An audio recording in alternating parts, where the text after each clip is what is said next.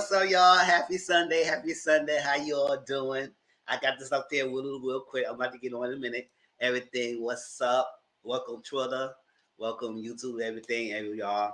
If y'all appreciate the content, listen, this is my social media and my platform. So subscribe to my channel, Mr. 14. Right? Instagram is Mr. Grown. Thomas _ Grown is on Twitter. And Mr. 14 is my Discord, and my Discord link is in the description box down below.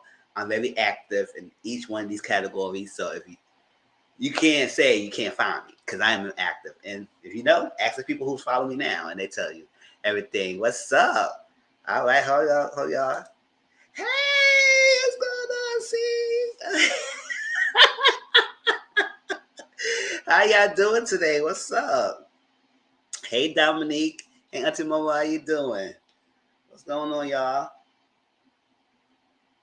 What you cooking for us today? Twitter, welcome Twitter. If y'all appreciate the content, just follow the social media content that I just mentioned it on Twitter. Go to my profile, hit that follow button, and also subscribe to my channel. The link is on my Twitter account as well. Come over here on the other side. I like spaghetti, hey.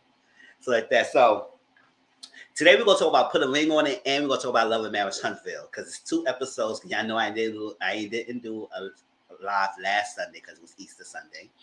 So I'm gonna combine 2 episodes of Put a Ring on It together and the 2 episodes of Love and Marriage Huntsville, because we got some things to talk about.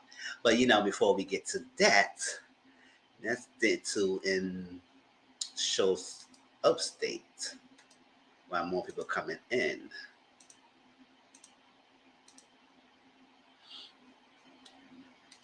And while we do that, and put a little bit of music on up here.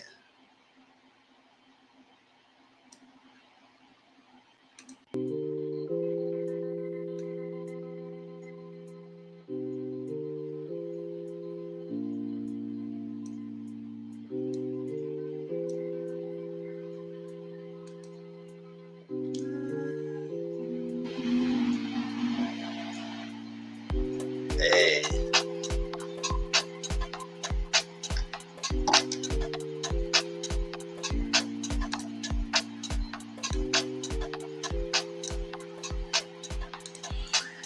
All right, y'all. So Love and Marriage Huntsville season 4 is on Saturdays. We're gonna talk about that today. And it was this. We're gonna talk about it because this season is okay, but we'll talk about it. Love and Marriage DC season 1 premieres on May 14th on Bravo. May is coming up next, y'all. Next Sunday is May, so we have a lot of shows coming out around in May time. So I'm trying to patch in all these shows and reviews together, everything. So May will be starting to be a busy month, and the summertime when more shows coming out. And that's May 14th on Bravo TV. Then that's featuring Monique Samuels from Potomac. She switched over to OWN, so we'll see what that gives. And there's a little trailer out there already. So if y'all didn't see the trailer, it's on YouTube somewhere, on Instagram, and I think I shared it on my live a couple of weeks ago. Put a Ring on It season 3 is on OWN. Oh yeah, we're gonna talk about Put a Ring on It. Some of these people are just aggravating, and some people might get told off, but it's honest. It is what it is. Real Housewives of Atlanta season 14 premieres May 1st on Bravo. That's next Sunday. So give me a watch it. Probably don't watch them on anything to see how that goes. We'll probably do that on Monday. And then we talk about it the following Sunday. Or probably the week. Depends. It depends what I feel like doing it. Real Housewives of Beverly Hills season 12 premieres on May 11th on Bravo TV. And yes, I'm going to try to review Atlanta, Beverly Hills, and Dubai. That's going to be a lot, y'all. But we'll see. We'll see how that goes. Real Housewives of Dubai premieres June 1st on Bravo TV, so we got some time for that. And I said, we'll give it a try. This is Bravo's first international franchise. So, the cast, I did say we were talking about the cast, but the cast talk about will be done before we do a review on Bravo. Dubai. before that premieres, we do the cast reveal. It's been revealed already, but we can talk about that later on.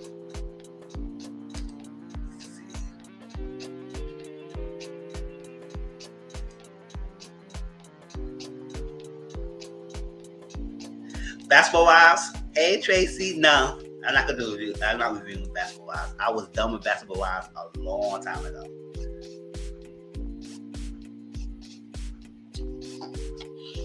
It is coming out in May, y'all. So people who are interested in Basketball Wives, it's out. It's coming out. Hey Tracy Boo. Love Match Atlanta premieres May 8th on Bravo TV. And it's a show about the love on the the matchmakers of singles together, but this is like high class matchmaking where people are paying them for matchmaking services. And I said that last time I made a joke about it. I said, listen, if I'm paying you $10,000, you better find somebody for the first try, and that means that person gonna be together. Because I ain't paying no more money. Like, this is what it is.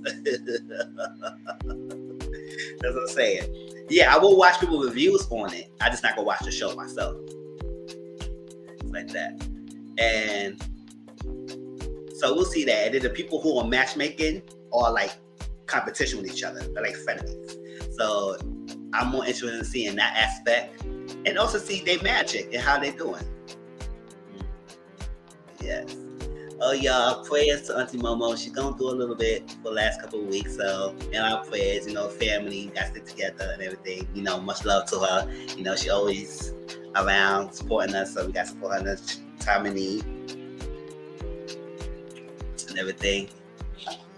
So, I hope you get through it and hope you're feeling better. When you down, we all down. Like,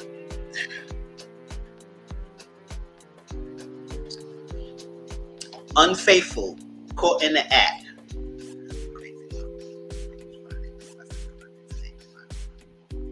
Hey, chill. Yes.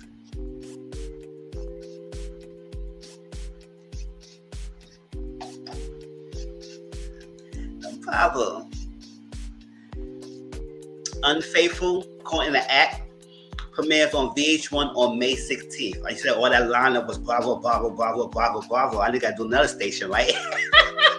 So VH1, and that's featuring Tammy Bowman. She's gonna be on it, and I was like, oh my gosh. I said, Tammy making her bag. She making her bag. She doing the Pat show. I still haven't seen that yet, and I gotta watch it. I know it's good. I just didn't get to watch it yet. But she doing the Pat show. She making her money. And it's like the like cheetahs, but the woman's cheetahs. So I said, okay, good to see the other side of things. All right. Okay, sometimes women cheats too. Now it's time to get the court. So we'll see how Tammy do in that aspect. Will I review it? No, probably I'll just do watch alongs and see how that goes. And if it is really good, I still can't stay at Tammy. See ya, boo. How you doing, boo? And everything, but if it's good, maybe I'll talk about it a little bit. We'll see. Give me a little Cornish.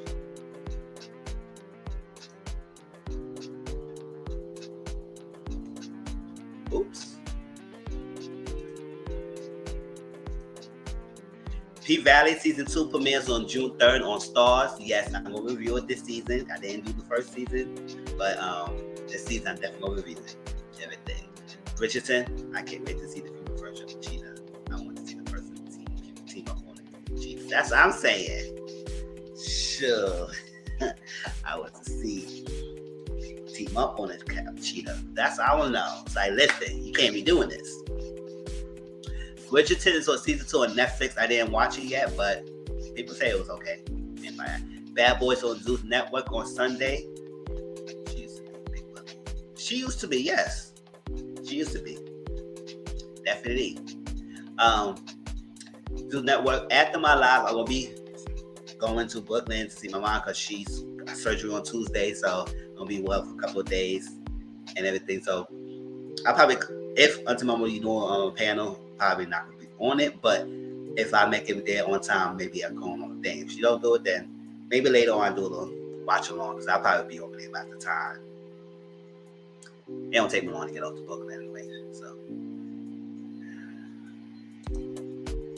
So if I don't do the watch along, then y'all know we still gonna do a review on Monday. It's just that probably got some things going on because I gotta check her out, see how she's doing.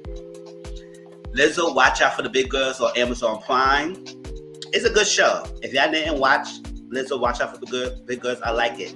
It's more of a female empowerment, body positivity, and also give these ladies opportunity to train them, to work on them, to be part of her show and her tour. So I love it.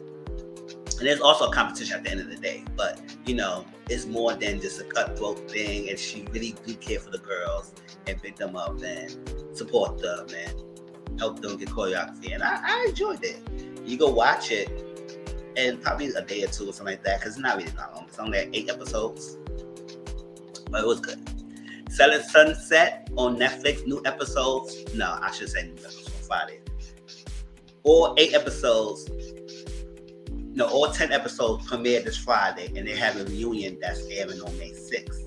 And to be honest, I watched episode 1 last night, and I really enjoyed it. I was like, what's up? Like, I do have to get the backstory, those characters and everything, because the names got to get caught up. But I'm going to watch this season, and we're going to talk about the first 5 episodes, or the first 4 episodes next week.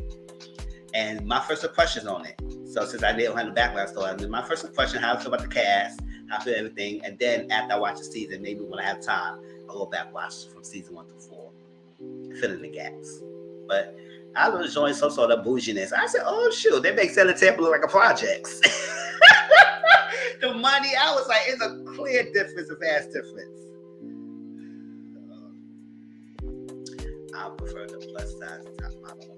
Oh, okay. What day and time that comes on? I'm gonna check it out. I'm just looking for more shows to look to watch.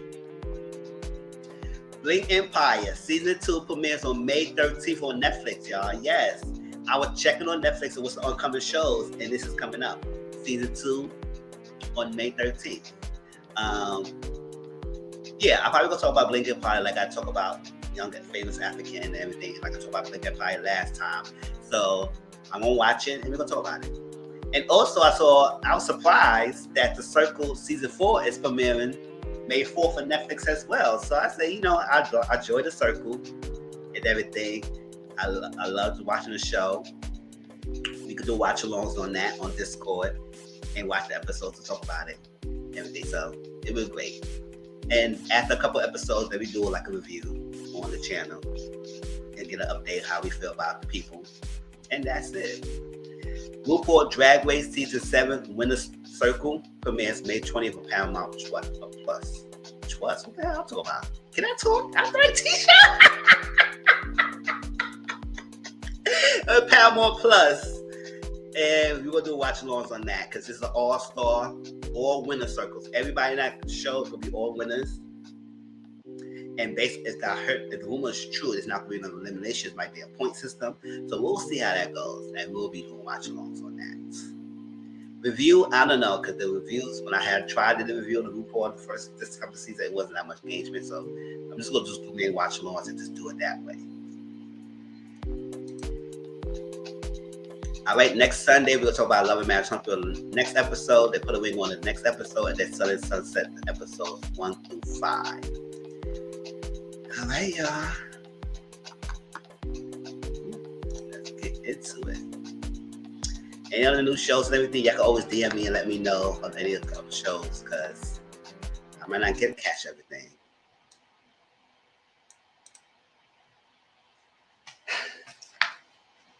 Let's start getting into it. Put a ring on it, y'all. Let me get the banner of the people.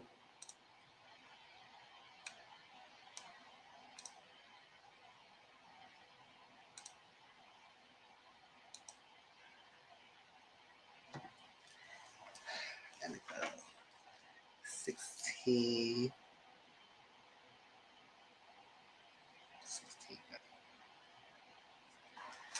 All right, put a ring on it. The last 2 episodes. We all know one of these couples or one of these two couples go say yes. Whether they say no or not, whatever. But somebody go propose.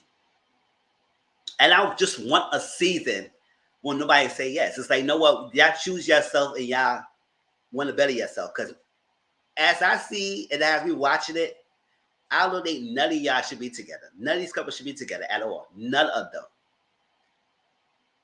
But I feel like they go through all this, or for them to have the person to get down on one knee and propose.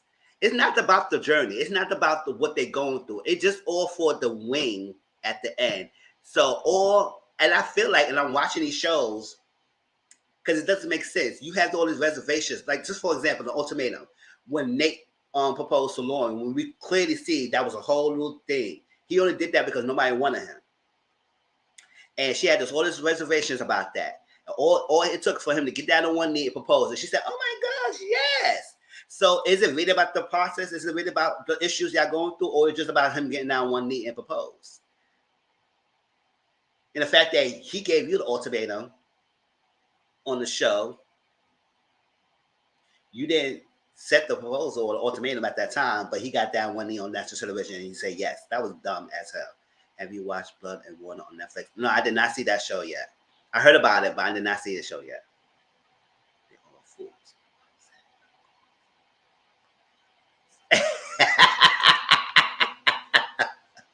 Don't call shoe.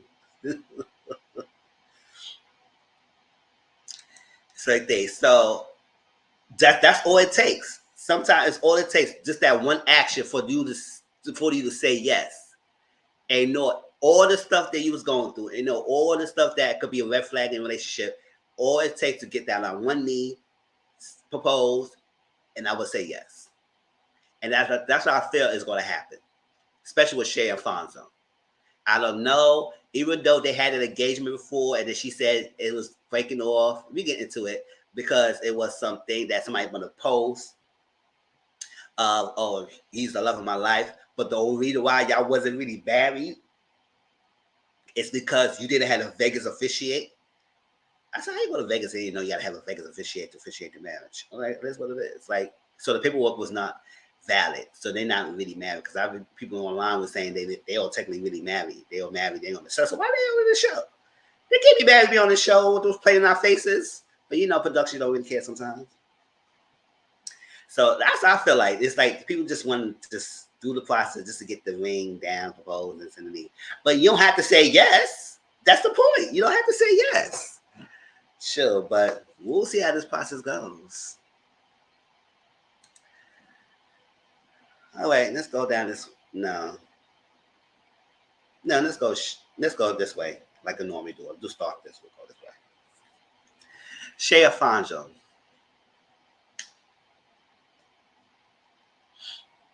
The more and more I hear their storyline, the more and more I'm questioning Shay why these females needs to run before they be a Lifetime movie series. Child, the one I feel like will be a Lifetime movie is these two. Period. I mean, Otis and Charlotte could get there, but to me, based on the recent couple episodes, seems like they are one the same. He want to control her, but she's not that one to be controlled. Everything, but they both petty boosts at times, and these two, I don't know, that's a lost cause. I can't really tell. It's like that. Shay and Fonz, the more and more I hear their storyline, the more and more I was like, listen, Shay, you have options.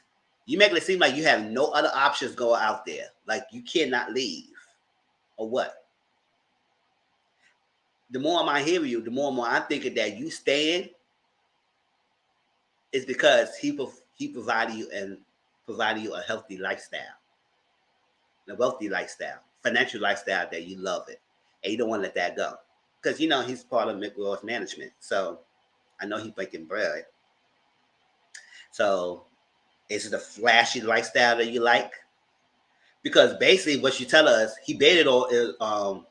He basically don't let people know you are there. He treats you like you're non-existent. Especially you could be right next to him. You are non-existent to other people. You said this whole thing about how y'all was in a parking lot and everything, and the female said, "Hey, Fonzo, how you doing, man? What's going on?" That's like that. You was standing right there. He did not introduce you, and all that stuff. She reached her hand out, asked for money. He pulled out his wallet and gave her some money. I said, "Boy, what? I don't care how friendly you are. You ain't gonna be putting out no money to give some freaking chick in front of me like that. No, what we not gonna do? It's gonna be a whole little issue." But you didn't leave. You getting messages on your phone saying this, you better go get checked out because you might be have an STD and all that stuff like that. And craziness. He was sleeping around. You didn't leave. You're not close to his family. His mom don't even know you like that. You didn't leave. He lied to you, said he was going on a work trip. And he was on a whole vacation with the baby mama and his family. You didn't leave. Yes, after that little engagement you had, and y'all were supposed to get married, but it wasn't official because you didn't have to officiate. And so your paperwork was not valid to be actually married, so you were still engaged. And Otis needs to focus on his hair growth, not trying to control his girlfriend. Child. Otis is a lost cause. Otis is boring. Otis is dry. And all he got good for himself is his looks. And even then, that's not all that. So I don't know what Shalana got like him so much, or why she loving him so much. Because even on his dates, he don't seem interested. Or I don't think he feel interested. I don't know. He just seemed dry and boring to me. But Shay, yes, you didn't officiate. The paperwork is not valid, and so you still engaged. So you didn't time for away for him. So you took only 2 months break from yourself, and you went right back. Now you shooting yourself in the foot. It's like, damn, did I came back so quickly? Was I not ready yet? Was I not fully ready? Of course he wasn't ready. Not 2 months. But you quickly went back because what? You're not saying it, but I'm believing in that it's a lifestyle that he provides. Because if he doesn't claim you, he doesn't let people know who you are, he's too friendly, he doesn't create boundaries. You may have infidelity in the past. You don't trust him. You act a whole fool against other females when actually your issues with him. All that, but you still stay. So who's the same person here? Is it him or not? And now he always laughing. He doesn't take things seriously. He say he laughs because he don't want to deal with anything serious. So that just explains to you that he don't like to do anything serious with you. So if he don't like doing things serious or don't like to talk about serious issues, and he laughs about it, that's his defense mechanism. That's something he needs to work on. Because don't come say him in my face, say, "Oh, you don't know what you do, but you don't know what you do." But you know it's clearly what you could do. But then again, Shay, you're not making it easy with how you acting a whole plump fool this past couple episodes. For what? So that means it's like it's not all in his issue. You have a problem yourself. What let that on? Because he disregards your feelings. I understand that. That could be a valid reason why you feel going on. But you popping off and trying to fight other females, all that stuff like that, because he disregards your feelings, that's not gonna work for you. Yep. Every guy ever known named Otis is F1. That's what I'm saying. Cause he got the old school soul. Otis. Ugh. Hey, pretty boo. What's up? She made a mess out of herself. Yes. Yes. Otis. Oh my gosh. They probably don't like their name. That's what they be F-boys. So there they go. So you don't leave, Shay. So apparently, this episode, they were supposed to go on a double date. They did that last season, which I like that because you get to see how they act and see if they understand the assignment and do the assignment and not focus on their date, because they're supposed to go on a double date at the same location at the same time. Right? So Shay had her date, Asar. He was getting her loose. She was having a good time. She was drinking. They was in a hibachi place. Ooh, the family blues. Watch out for the hair. Don't do all that. Mind you, it was not even a lot of people on that thing. I said, where the people at? I know hibachi is not empty. Where the people at? Like, what's going on? So it's a stage? Shoot.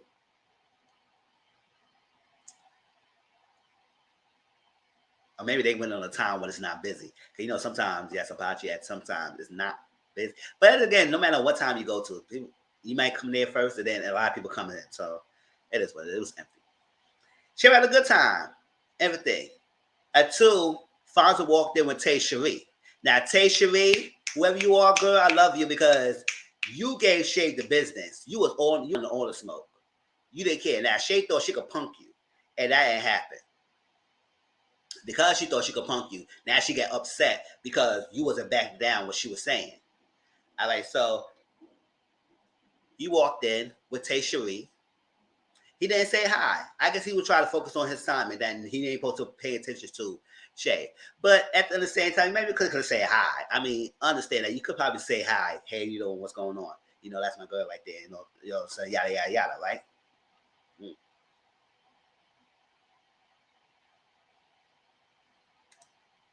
Cannot somebody tell me Kenneth did not like kids when he was little.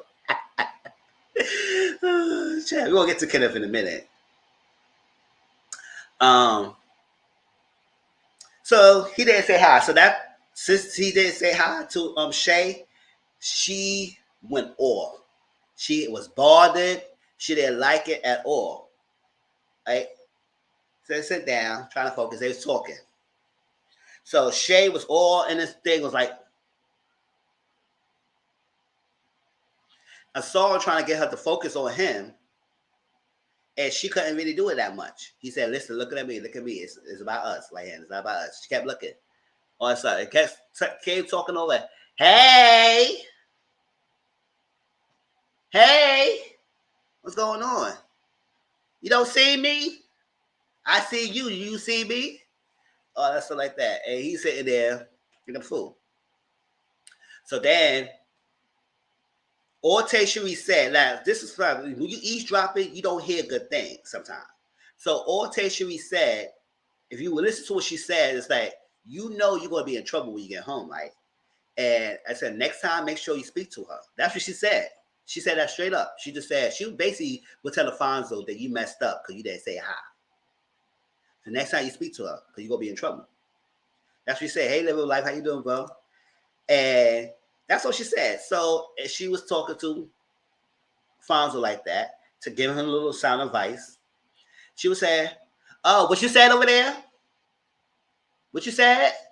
She said, you were talking to me? She said, no, I wasn't talking to you because I was talking to you. I would have said something to you. I was talking to him, Fonzo, to my date right here. She said, Fonzo, mute your date. I said, why she need to mute? You the one who's talking to her. You the one who started with Tay Cherie, and you want her to mute the date.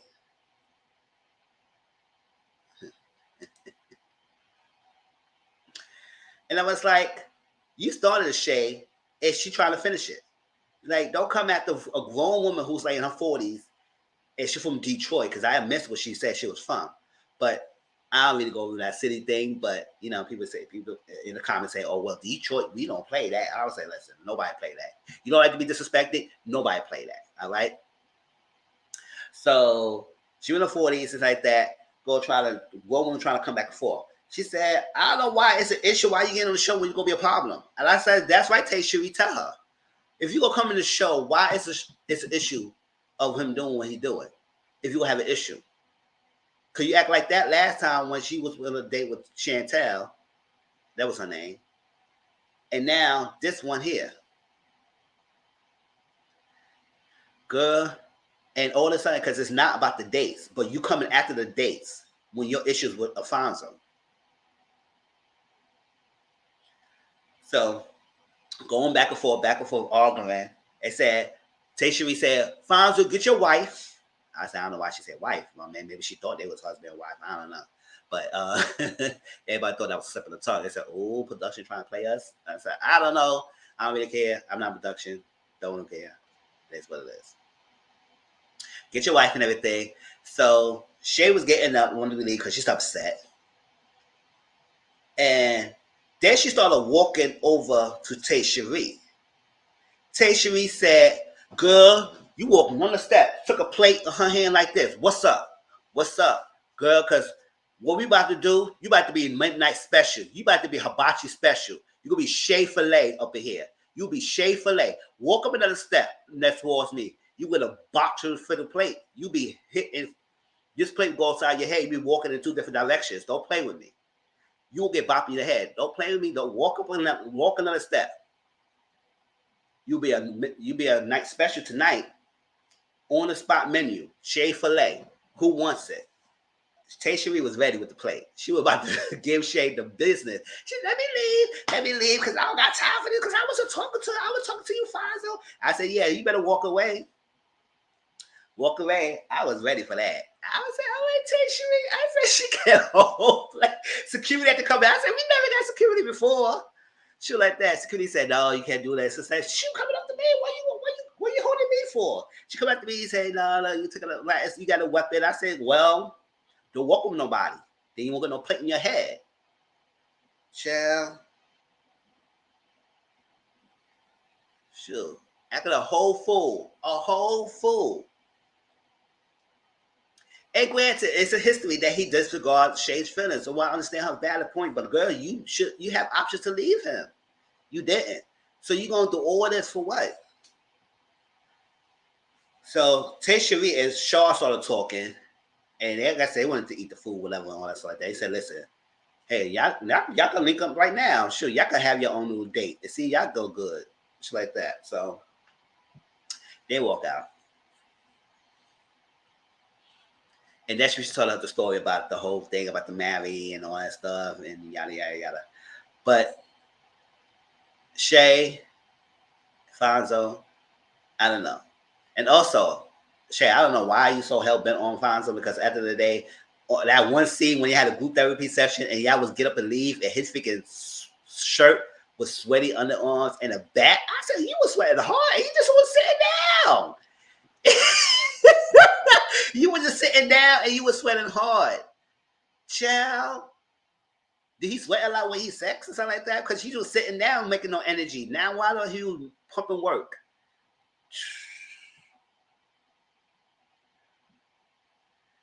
I don't know how y'all feel. Like, it's one thing about somebody doing the business with you and they all sweating up on your body. I said, oh my gosh. Huh.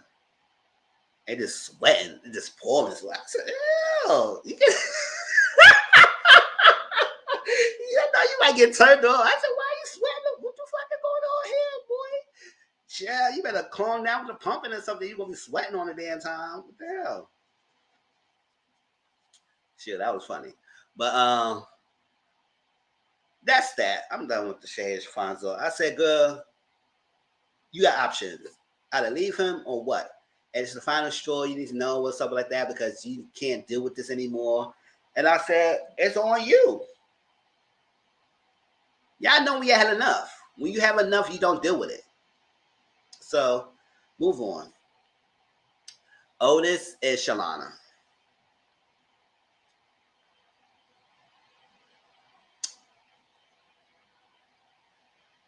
You got anything else about Shay and Fonzo? Y'all put it in the comment section. Put it down, y'all. Supposed to be a commentary. That's it. Conversation, y'all. Otis and Shalana. Ugh. I don't know what she sees in him. I don't know what she sees in him. I can't stand it. But then again, I said, Shalana, first of all, you got us fool thinking that you was this docile, timid chick, that he was overbearing, and you can't have no voice in his relationship, and you can't say nothing and everything because he overpowered you and you treat you like a child, which he still do. He scolds you because he said it himself. Because you childlike behavior. Now that I'm seeing it, you act childish at times and petty. Because you don't get your way. So I'm trying to figure out your engagement and what this situation is going to be. You already know you don't like to be submissive to him. So that's out the question. That's out the window. You know, you're not going to be submissive. That's not your type. That's not your character. That's not who you are. You're very independent. You want to be a partner with your person. Yes, you might have traditionalist values, but you're not going to be fully submissive. So, especially with a guy like Otis who wants that, why are we here? Why are we here? And why are we forcing him to put a ring on you? Are you forcing him to change? Because how he acting towards his sessions, how he's acting towards Dr. Nicole, he don't think he done anything wrong. He thinks he's all God's gift for earth. He thinks he's perfect. He don't need to work on anything. That patronizing, that condescending, no accountability, all that stuff. Treat you like you a dog. Told you were dirty because you need to take a shower because you hugged the guy. Threw your flowers in the garbage. Make you forced to eat your leftovers when he was cooking. All that stuff. All that time he was on your side because you was like, we thought you was the timid girl who can't have no voice. Long we was wrong. But,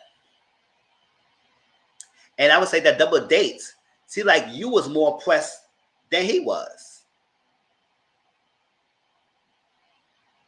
Because again, I do know Otis, I clock Otis style. He like to do things to tick you off. He know he withhold information. But when he bought that thing and blindsided you in that freaking session, I was like, Otis, really? And when he blindsided her, she was pissed. Yeah, I tell y'all, she was pissed when she got blindsided by that information. I'll explain that what that information was in a minute. But yeah, they relationship, I see it now as a tit for tat relationship. He does something, she get back. She does something, he gets back. And it's like this back and forth with that. And I don't like that type of relationship. No, we not doing tit for tat. We ain't doing that. What we doing? Two grown people trying to do tit for tat relationship. That's exhausting and tiring. And I know how people, listen, I don't know how y'all are, but me, and I think I know y'all too. Me, I like my peace. 36 years old, I don't got time for all that. Enough of that.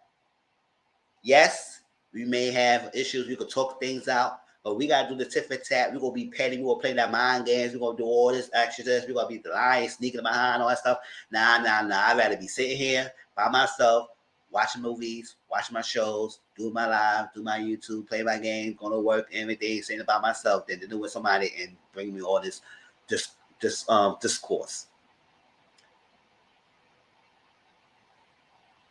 Disharmony. Chaos, headaches, frustration. For what? For what?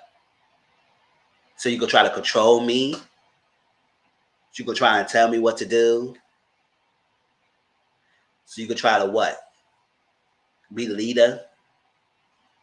What do you want to do? Trying to change me? Listen, once you're in your 30s, it's hard to change someone. Man or female. When you set in your ways, it's hard to change unless you want to change yourself. That's why it's very impressionable to get people before they turn to that age. It's impressionable to get them in teenage age and probably the late 20s. But when they get to the closer 30s, oh boy, who you getting. Period. If I'm lying, y'all tell me otherwise. So you can't change him, Shalina. So either you accept this or not, and move on. But Otis, you can't change her either. So either you accept this and move on. I don't know what's up. Either y'all stick together, be toxic together, and start complaining, or y'all leave your separate ways. But we're not doing this back and forth. We treat each other. And it's going for both ends. It's like that. So they had a double date. It was in the yoga studio. Otis went to the date with Milan, the young Milan and everything, beautiful girl. And Shalana went another date with Brent. They both went on second dates with the persons. Brent was with the mess. He said, okay, I'm going to help you do what you need to do and everything. All the style. Otis and Milan was on the date. Shalana was keep freaking chastising Milan. Oh, she's a young girl. That's like a daughter. That's like she's like your daughter. She's so young or something like that. I said, why are you Asian her? Why are you trying to play her age? Like she's so young and she's what? She can be worthy to be in a relationship. Oh, that's your daughter. That's it's like she's so young. It could be your daughter. That's like that. Hey, daughter. What's? I was like, what is that? What was that? He was focused on his date. You was all watching what he's doing. You saw him watching, looking at the girl tattoo. You saw him doing the different exercises. You was watching. You were trying to play the little thing. Like you was doing the exercise and trying to have Brent stretch you out to see if he gonna get a reaction out of you. He would pay you any mind. He saw it, but he wasn't paying you mind like that. You would scream across the room and say, "Oh, that's not the one. That's not the right exercise. You doing it wrong. What you doing?" I said, "Charlotte, what we doing all this for?"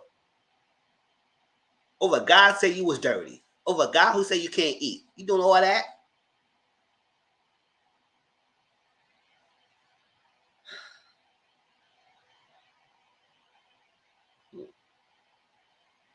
I believe Brittany when she said these a lot of people get on her nerves. I can't with this show. I know. Every time I say these fools, because I said it's a bunch of fools. Oh, dope, people. Oh, a bunch of quick fools. I like this. So they had a group exercise. They was talking. And back and forth, the tit to tat for everything. No accountability. Oh yeah, I'm with that. When they was in the house, and she was asking them, we both got to work on something, right? And she said, "What's something you need to work on?" Oh, this like everything, everything. I said, "You know what? We're not doing that. What you're not gonna do is saying that dumbass answer to not make a specific, simple answer that she was asking you. She asked you what you need to work on to better our relationship. And you gonna say everything? That's condescending. That's patronizing. Like, what you doing? No, that's not a good answer. What is it? Because you saying that means that you don't have nothing to you don't have to you don't have nothing to work on. Just petty. That's what I'm saying. That means you have nothing to work on. You just doing that because you don't care. You think you're perfect. You're not perfect because I don't know. And how you are in your dates is what you are in that. I said, who the hell want a boring ass motherfucker you ask you? Yes, I curse. Who? You boring. You dry. You are freaking dry as hell in your your dates. And I don't think he really fitted his people that he's going on dates with. He just played it on because he liked to be messy. So you have something against Shalana. I was like, this dumb. So they had a session and they was talking. And I guess they had some agreement and rules, which I know sometimes he breaks them. Or it's a dumb standing, whatever it is. Then they post him that text other people outside of the dates. He broke it by having a DM. And how he blindsided her, that he said, you know what, I'm gonna try to be open, I'm transparent, like you said, all that stuff like that, and let you know. It's like, you know what, I have been DMing her. And she said, what? You DMing? You lying? You never told me that. Why you wait till now to tell me that? And I said, oh yeah, he knew what he was doing. He knew what he was doing. Oh, now you want to be open? So this time you choose to be open, it's a fun session to blindside her about you DMing another chick. Glad she knows, because she said that's a deal breaker. I'm done. You can't be dealing. You can't be. I'm so done. I'm over this. Everything. He know that's a deal breaker. You DMing with a chick on the side. You never tell me that. Oh, because you got mutual friends and we connected and all that stuff like that and all that stuff. And we saw each other. We have mutual friends, so we could be able to respond like that. And she said, "Well, you didn't like him. I would DM another guy. So how you would feel?" He said, "I don't care if you DM another guy. Oh, you don't care if you DM another guy? But you was all in a tizzy when she bought home flowers. You was all in a tizzy when she had a half hug a person. Oh, but a DM is not a big deal. But bring home flowers was a big deal, and a half hug was a big deal. Oh, that was a big deal, but not a DM. Okay. Yeah, that's what I'm saying. Bye. That was a big deal. And Shalana, I'm sorry. DM is something messy. But how he treated you in that first episode, where we all was mad for you, how he made you eat some leftovers when he was cooking salmon, how he told you was dirty because you had to take a shower. You cried. He wasn't pissed off then, but you gonna be pissed off now. Will somebody get so petty and go forced to not feed me? F that DMs. That right there will be more pressing. Backwards as hell. And that's my opinion. Maybe I have a different story, but what we're not gonna do, somebody go make me eat something else when you cooking and tell me I gotta eat something else because you and your feelings.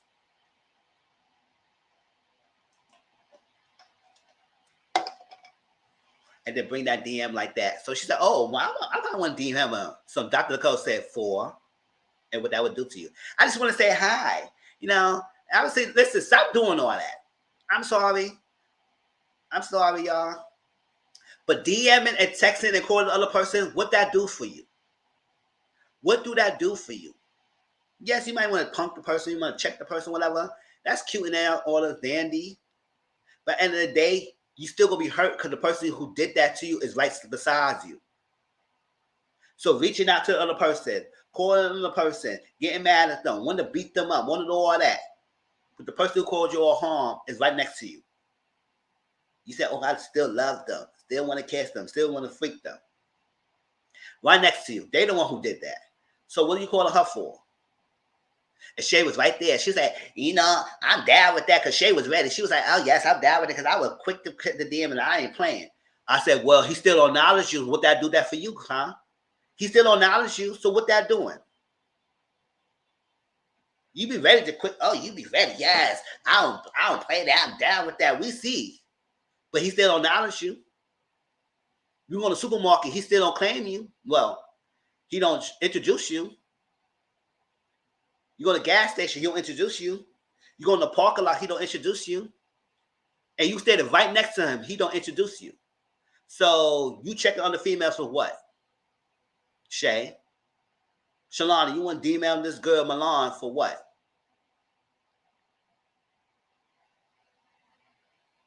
What that do for you? Well, somebody explain that to me. What that do for you? It don't make any sense. Move on for y'all too. I'm done with y'all. Kenneth and Shorty.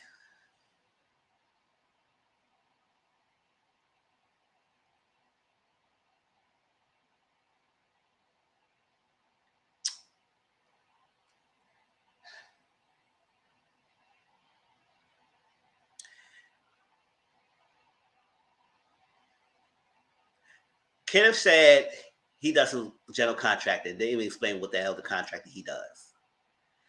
After all this long story short, we all know he's not bringing enough money that Shorty's making. Nowhere near. Or leading. Because what Fonzo said in one episode, it just speaks true.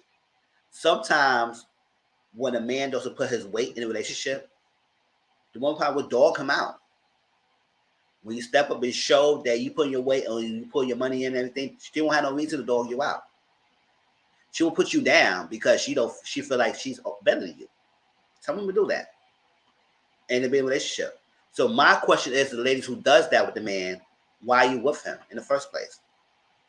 If he's this dusty bum, because she said he presented himself to be something that he's not, and then he lied and everything. But once you got in a relationship and it was too late when you started falling in love, what you wasn't falling in love on? When you were seeing the signs that he wasn't making enough money, you were seeing the sign he wasn't leading. You were making the sign that he was living up for you. You were making all this stuff that you were saying. Take your bank statements, following you, stalking you. Make sure you don't leave. Hate messages in your job. He was doing all of that. And it was too late because you started falling in love. What was it? Because you putting it down. That's all. You putting it down, thinking you real good, cookie for you, all that stuff. But you stayed. So now I'm thinking that she using the show to get an out, which is fine if you want to get an out for him because you want to safely get out for him. So you're going to put him down. You're going to emasculate him. You're going to do whatever you want to do to make him feel bad so he can leave you or for you not to leave him. Like, girl, you should leave him. But then again, I understand those times he kept following you doing all that stuff like that. You fear that he might do something to you. Fear that if you leave him, he will just like, if I can't have you, nobody want to have you, kind of thing. So she want to safe out. But you created that. You created that space for him to have that.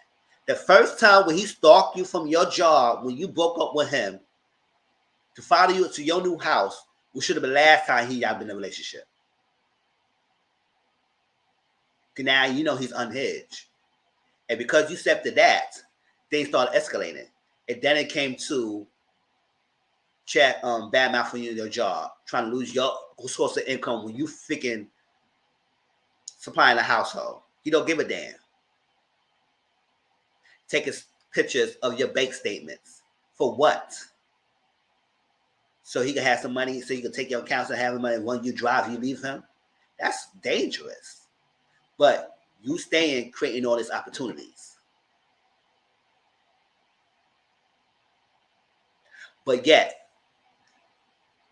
yes, you staying, creating all these opportunities. But at the same time, you saying, this show is about putting a ring on it at the end. You put him in the show to force him to put a ring on it. So if he's not living up to your expectations, if is out of his league, if he's doing all this stuff, and he's stalking you, and he's doing all this craziness, he did all that, and yada yada yada, why are you staying? Why are you forcing him in the ring? What's up? So if you stay with him, and your end goal is with him, is to put a ring on it, or that's your end goal opportunity is for him to leave you,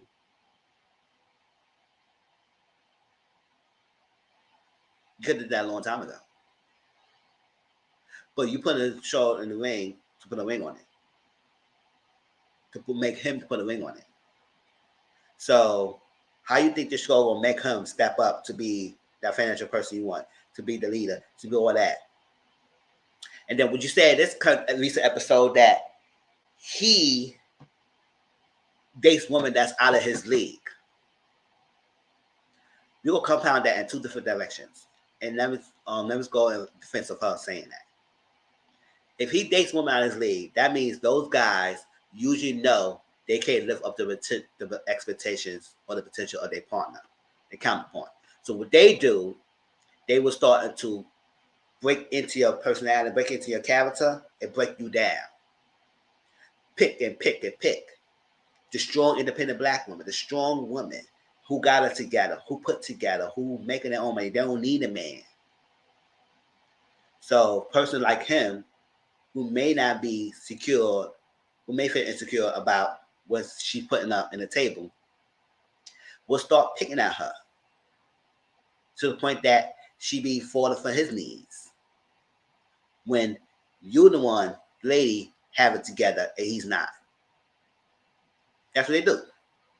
Now, other side, you want to show with him to make him put the ring on it, shorty. So do you think put him down like that in front of his group would have been good? Because you kind of like cut off his balls, basically. And make him feel defeated. And to be honest, you don't want to do that to your man publicly or anybody, on shape or form. You don't want to publicly embarrass your spouse in front of people. So by saying that, it's like, wow. It's like, I was like, dang, she really put him down. Like, you really saw him like, and there's one thing that you told us about stuff that he did that was crazy. It was just like, yes, you should go. But you got in this process being with him to probably force the ring on it. So what? But you can't say those type of things and you want to do better.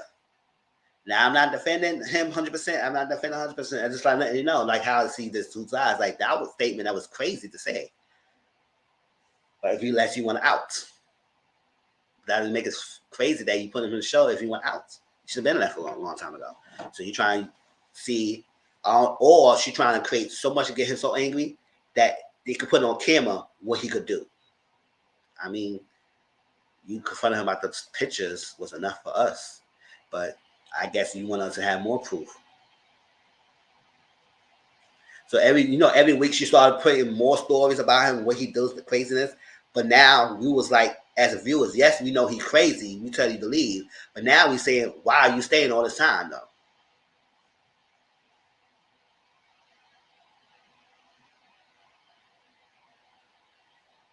If he doesn't live up to the expectation, he doesn't step up, he doesn't do this, he doesn't do that, doesn't do that.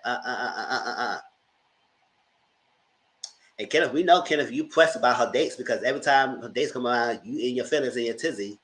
Like Tavy, he came in. Tavy was a nice little guy. Came in, want to pat him down. You didn't pat Hollywood down. You were fanboying with Hollywood, but even though Hollywood around, you still was in your feelings. That led you to be on her phone for hours, lock yourself in the room and check her phone. Like, what? So part of me feel like she picks things to make him riled up, to get him upset and be focused. But girl, if you want him to leave you, let him be clear-minded to go to his date so he could be full focus on his dates. But I don't think he want to do that. I think he wants to be with Shorty, and because that's stuff she provides for him, and he don't want to lose that. So it's a tough, tricky situation for her, and I just hope she get out of it. But then again, don't stay with someone you know he has to put. If he lied to you, if he presented his falsehood of what he's supposed to be, and then you saw it throughout the relationship, that's your in and out to be gone. But you stayed. So question is, and I wish Dr. Nicole have a sit down one-on-one so we get more insight. Why? It's like Shalana, why? All of these, why y'all staying? And this is the deal breaker.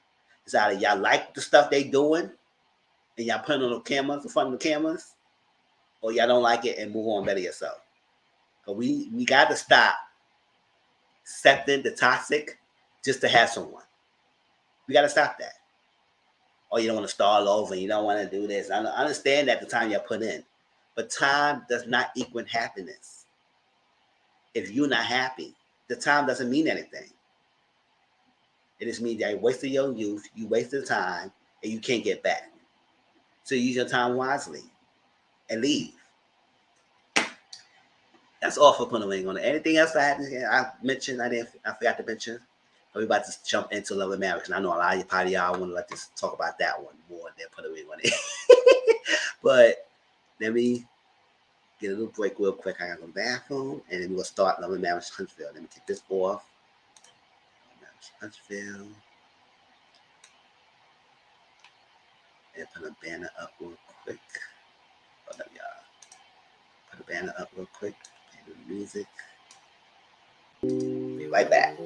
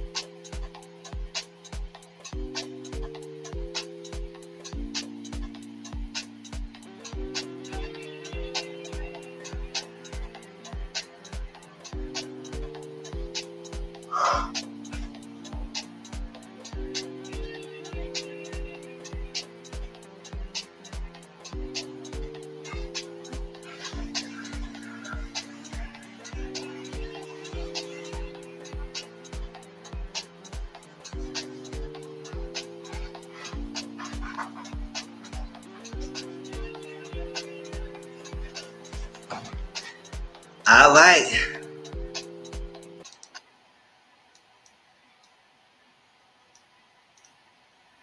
All right. Where's everybody? Y'all live? Oh, y'all here? All right. Love and Marriage Huntsville, y'all. Let's get into this mess right here.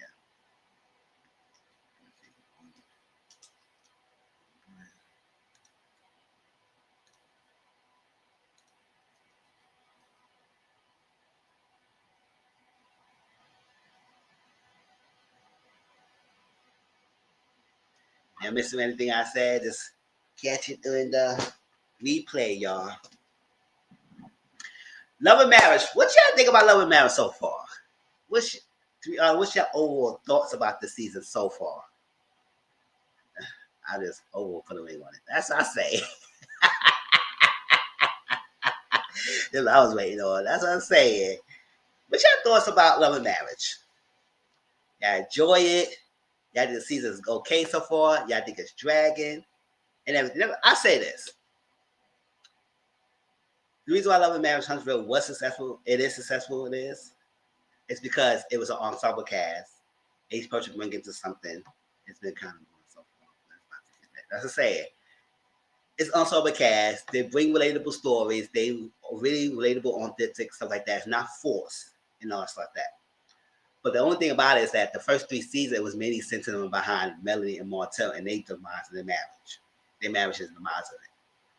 So the other couples had to put the other couples didn't have to pull their full weight into the show as much because Melly and Martell drama was overshadowing everything else.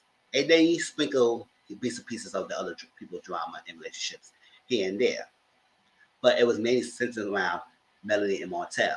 Now, this season is different. Melody is not so much she's there, but she's not filming with Martell. So it's just basically a separation vibe. So you get scenes with Melody, you might not see Martell. You get Martell, you're not going to see Melody. So because they're not filming, she refuses to film with them. So that's the thing. It's so vibe. So now the friend group had to put up their weight now, which is the Scots. And y'all notice that this season seemed like they focus a lot on the Tisha and Marceau marriage more than anything else. They like the center point so far. Yes, they still talk about Mel and Martell, but Tisha and Marceau is the center now. And also, you notice how they're trying to change up their image. I said too late now. We already see 3 seasons. People who watch the show since season 1 already know how y'all are. So you cannot change nothing. And that's people who started watching this season start saying, okay, she ain't that bad, they ain't bad. No. You need to go back and see how everything was playing out to now. That's why each season does connect to each other. And Martell came back. That's what I'm saying. So, because they're the center front, they try to clean up their stuff. Because, years people was coming at them on social media. Years on top of years on top of years people coming at those guys. And they were claiming that, they didn't care. They don't care. I say, y'all don't care. Then what's the change now? Because you could tell. People who've been watching it see the whole flip 180 y'all trying to do right now. Y'all try to be like the Love and Matt. They try to be a double couple. They support each other. No more that check in with each other. A married couple that don't make decisions without each other.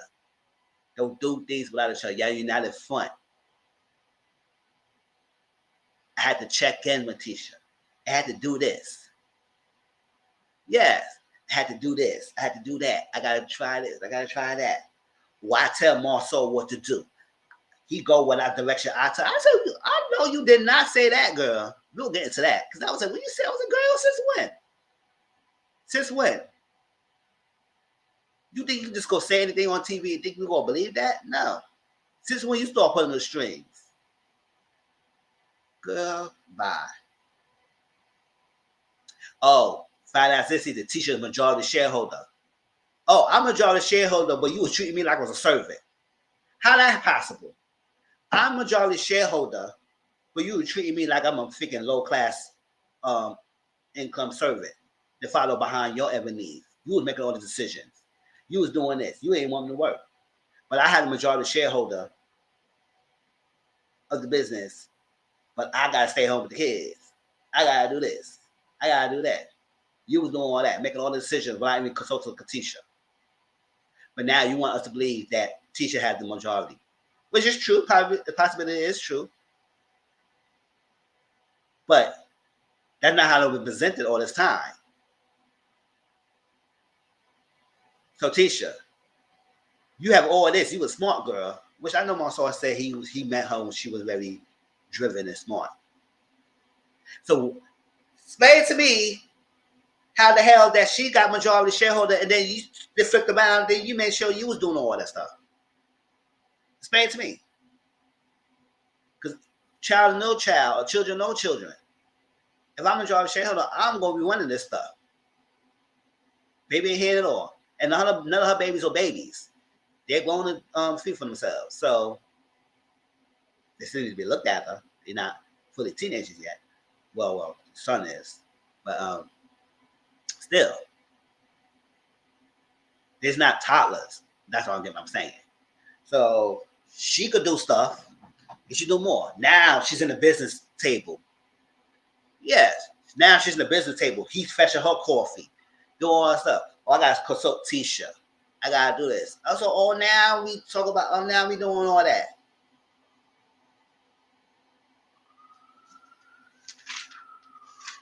Get out my face with that. Get out my facial with that kind of bull crap.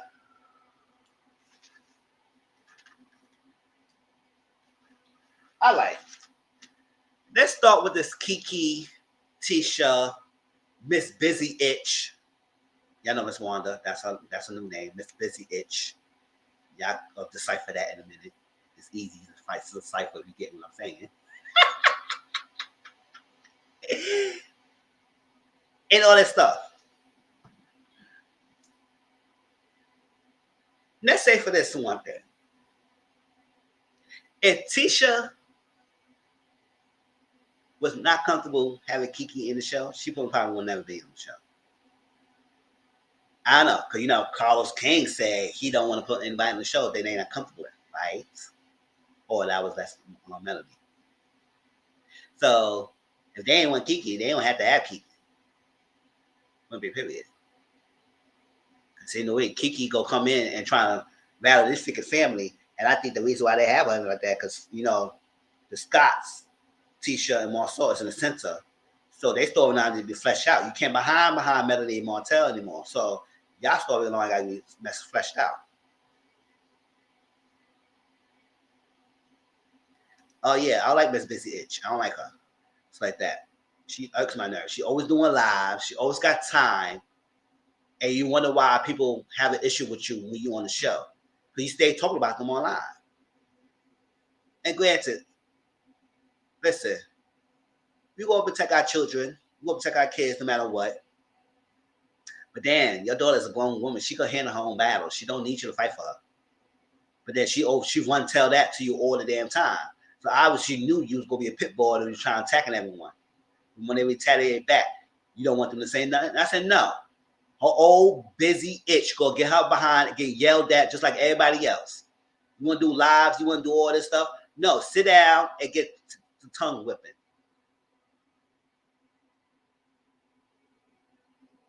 You come after people and you don't have... Sure. Sit down. You doing all this. For what? Sit down. And Tisha, you know why you telling your mother. They say, oh, Mom, just don't do that. What you doing? You knew your mom was going to do that. So no. But I tell you one thing, Tisha have her family making paychecks, and now Kiki is part of this thing. Like, she make $100 of money. Sure. So, yes, whether Kiki came in being messy and everything like that, she getting money. Whatever. Come to find out, that was not even close like that anyway. That's what I'm saying. And I said, to me, seemed like Tisha handled Kiki in my fashion and her way, how she could handle it. Let her know, stop talking about me, and we could be done. To me, I think she handled it. She's stepping up and being bold. So he had to tell her mother. But she was telling her mother to go have her scene. Busy Ishgok, she had time. So, yes, it's wrong for Kiki to use something that happened 4 or 5 years ago as a fuel to why she decided to say something at Mel's party. That's the thing I can say she's wrong about. But I'm not, the principle of the matter still stands. The matter was 4 or 5 years ago. You stay, and not even about that. Tisha, you do the same thing. You look at yourself in the mirror.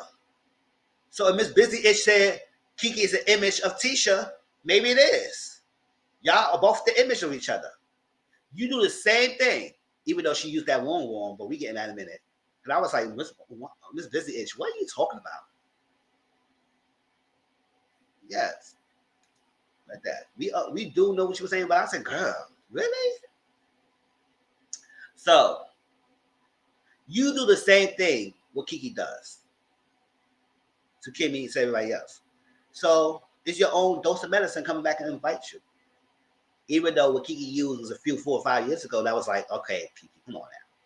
But at the end of the day, she didn't say anything bad about the thing. She just said information was brought to her that she had to look at her marriage. That's something that we all see. We seen our own eyes. It was nothing that she saw nothing that she said at that party was something that we did not see in our own eyes. All 4 seasons she was doing that. So don't come to fame to tell us that what she said was freaking out of pocket.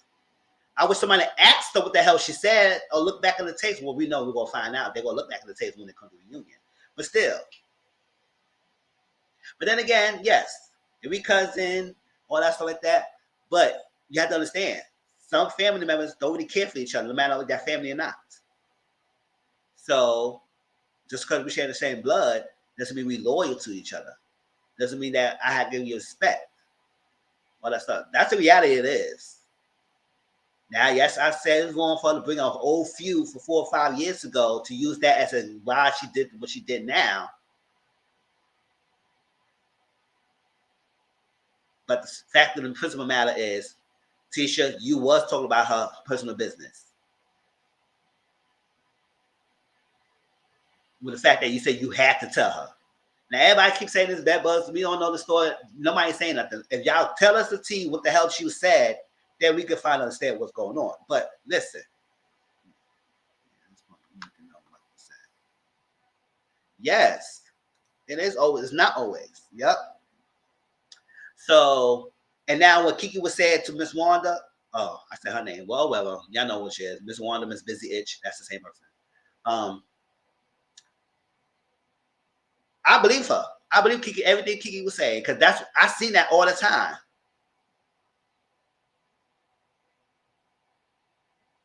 Yes.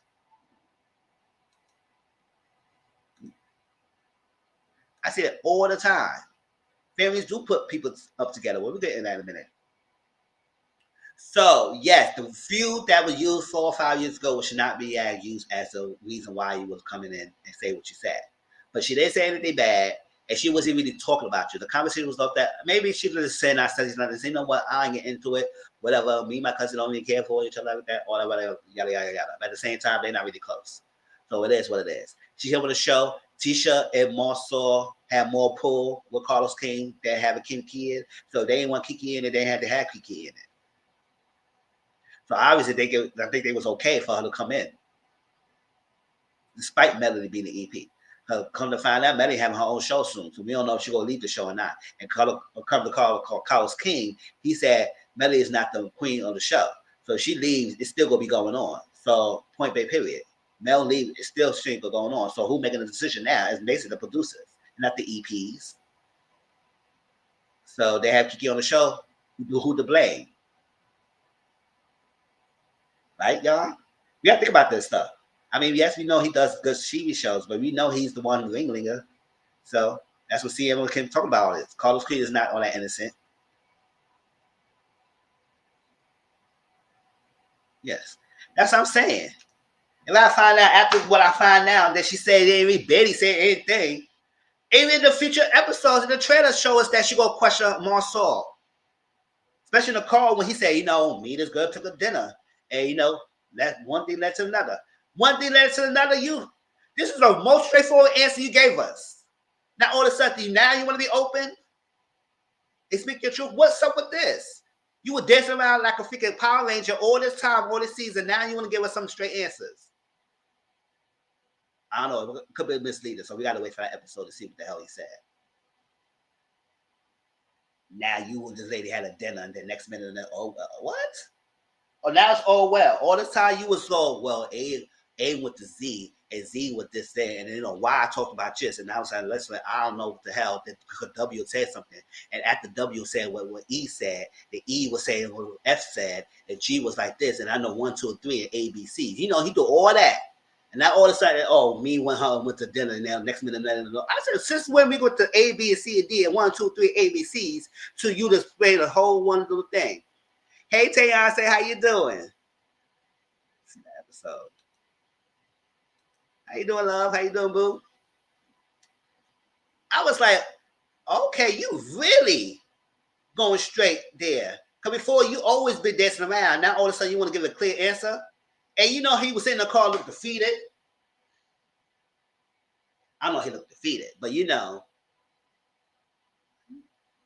all that, I was like, really? So, yes, now get back to Kiki, the cousins, right? I went off trail. What was well? I'm well. I'm hyped this morning. I'm hyped this afternoon.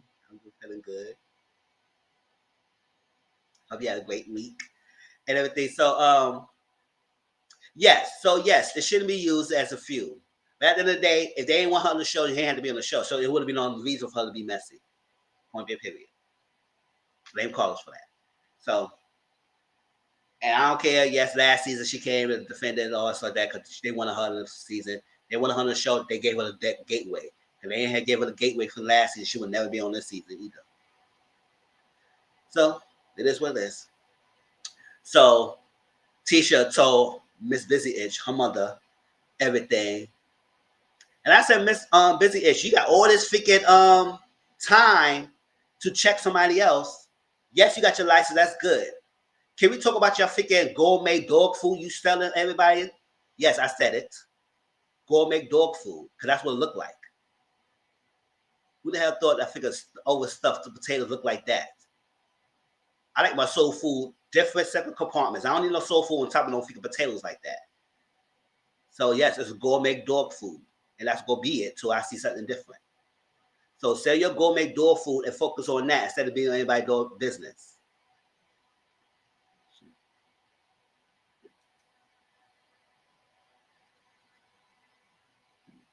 Yes.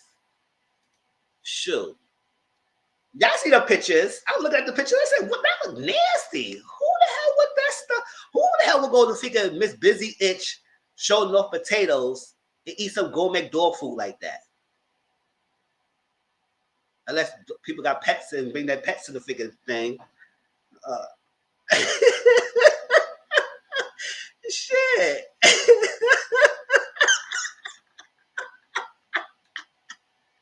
Not gourmet dog food. I really can't stand. Well, sure. Y'all tell me I'm lying. Don't that look nasty? She showed pictures on her on Instagram and social media. Sure. You want to sponsor that. Focus on your gourmet dog food and leave us alone. So she wanted to get her figuring business the money for the thing. Now she waiting for more so, more so. And teacher said, well, I tell him what to do. So whatever he go, whatever. I said, oh. So you the one who told him he just go to a whole continent by himself? Were you the one who was telling him that he had drive a sports car on a guy's camping trip? That people child, that's what I said. Shoot, this you get it, that people child.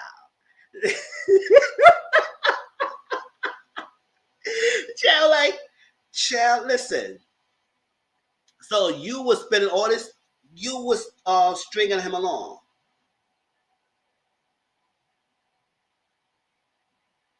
Yeah, that's what I say. It looks like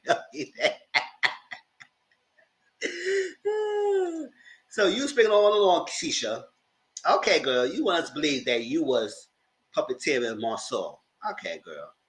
You can't even get him to say the renewal vows last season. We didn't forget that. You just surprised. After he told you he wanted a surprise, you surprised him and he still ain't do it. So what strings was you pulling? He got the vasectomy, even though he got talked about it, you supposed to go with him, and he went to go behind your back. He just went to do it. So all you put the strings, you had majority shareholder of the company of Scopes, and he was making all the decisions without you, and tell you afterwards. So you pull the strings. Okay, girl. Okay, girl. That's all we say. Just do Wendy. Bless us all. I love Wendy. Okay, girl. Whatever. All right. So she told her mom, and her mom was gonna go check Kiki. I'm gonna shoot. When she tell your name, she tell mine, and she said, "Never trust someone who buys shoes without a box."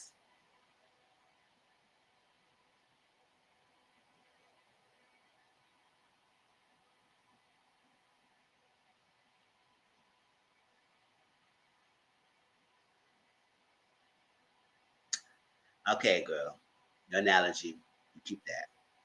All right. So yeah, teacher said, "Oh well, Kiki, she was jealous of my. She want what I have." Yeah. Yes. Yes.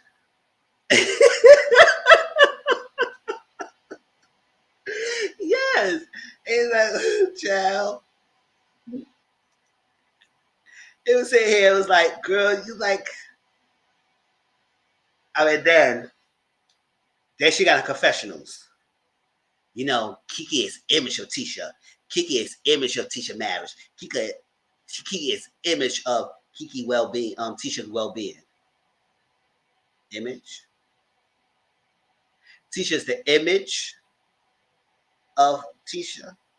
Kiki is image of her marriage. Kiki is image of her well-being. Oh, you mean envious or jealous? We know what you mean. But what are you saying image for? Okay. All right. She's an image. So she just like her, huh? Basically. Or she want what Tisha got. I said, who the hell want to see what Tisha got? Who the hell want that? The guy who went to the whole continent by himself? The guys who want to go on a family trip? The guys who told me we're opposite sides of the track? Oh, I want that. Okay, I want that. Okay, girl. All right. All right. So she went to go check Kiki, Miss Busy Itch. And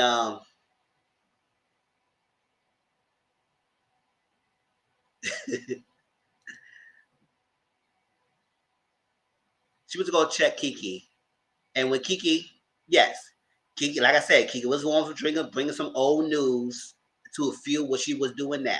Now, here go Miss Itch. She said, well, she was talking to her friend because she said she had no right to talk to my freaking my relationship to, or whatever to Mel. And she said, well, that's her friend. Oh, because Mel is a friend, it was okay to tell Kiki business, but it's not okay. Kiki and Mel are friends. She can't say anything about Tisha. And I don't want to go into semantics of how they friend each other. I don't care about none of that. They say they're friends, and that's what I'm going about. I want to go decipher it. I'm not in their people's lives. I know people like being on social media. They say, how they friends? They on like that. It doesn't make the math. I don't care about the math. Mel said her Kiki talk a lot on the phone, and I'm going to believe them and whatever until I say otherwise. I don't care. I don't really care. I don't want to investigate if they believe it or not. They say they talk to each other. They good friends. They or whatever. My double standard is, how is it okay for Tisha to talk about your cousin, your niece business, but it's not okay for your niece to talk about Tisha's business when they do both the same thing? They both was wrong. You could have said, well, yeah, you're right. My daughter shouldn't do that. My daughter shouldn't have to do that. She shouldn't do that. But no, you think your daughter can do anything wrong. You want to check Kiki for something that looks so stupid y'all behind. So yes, they both was wrong for doing that. And then when Kiki said, listen, growing up, y'all pit us against each other. You make us compete one against each other. You always compared us. Siblings, cousins, family members. And y'all notice how Miss Busy Itch was sitting there? She couldn't really say nothing. Her body language speaks it all. She said, no, well, we didn't do that, Well, it's like, no, it's the Tisha had nothing to do with it. It was us. No, you confirm just by saying that. Yes, Tisha might have had nothing to do with that. But when they are young and teenagers growing up and want to build a bond with each other, and the parents that are supposed to be raising them pit them against each other, I know we all see family members do that. We all see family members put their own children together, put their own siblings together, cousins competing against each other because of what? Because the adults don't want to act like they can't. They want to compete like it's a competition. We all came from the same twat and nutsack. My mother, the father, and uncles and brothers and aunties. All y'all came from the nutsack, whatever. Y'all might have different nutsacks, but the same twat. Doesn't matter. Share the same blood, but y'all putting us against each other. So when the cousins or siblings, anything go adulthood, you see they have siblings rivalry, or you see they have family rivalry because growing up, the family put them against each other. So it sees and they internalize it, and they go at each other. So Tisha and Kiki never was that close because they've always been competing against each other. So y'all gonna come here and act like she shouldn't do nothing what she did? Yes, she shouldn't do what she did. Cousin's just a word. According to Kiki, that's just a word. She never really loyal to us because y'all always never let us be together. Now, Kiki and Tisha could break the cycle if they want to break the cycle, but it seems like they internalize it more. So y'all was the issue for them to have they freaking fallout. Yeah. Yeah. Well, we all seen it. So don't come here as adults when you know your grown adult children or siblings or cousins or daughters and nieces is going at each other and y'all don't understand where it's coming from. Y'all perfectly know where it's coming from. And that's why y'all don't know your faults until your children get older to speak for themselves. And when they be able to speak for themselves on their adulthood, explain their truth, y'all can't handle it because y'all know that was the truth.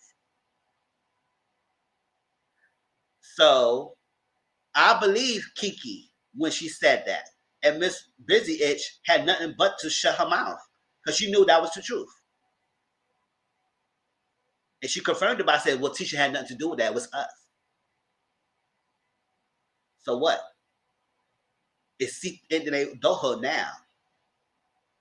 So that's what was okay for Tisha tell Mel her cousin business. And whether it was 4 or 5 years ago, Kiki felt like it was the same way she could do the same thing.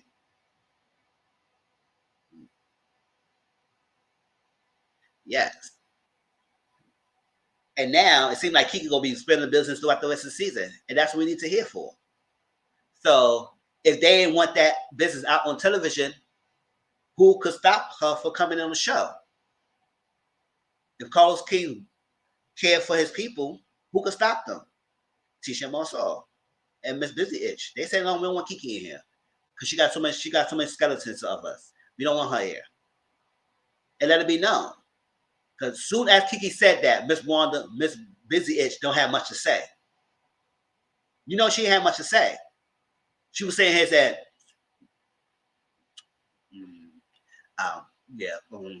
well, I know I came over because I wanted to check you. I said, no, your face is flat. Pick it up. Yeah.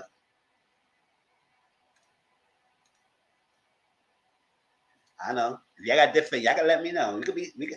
We could disagree, agree to disagree because I'm here for Kiki. That's at the end of the day, that's what it is. You see the dynamic, they're not close. And when family's not close, family does that. That's what it is.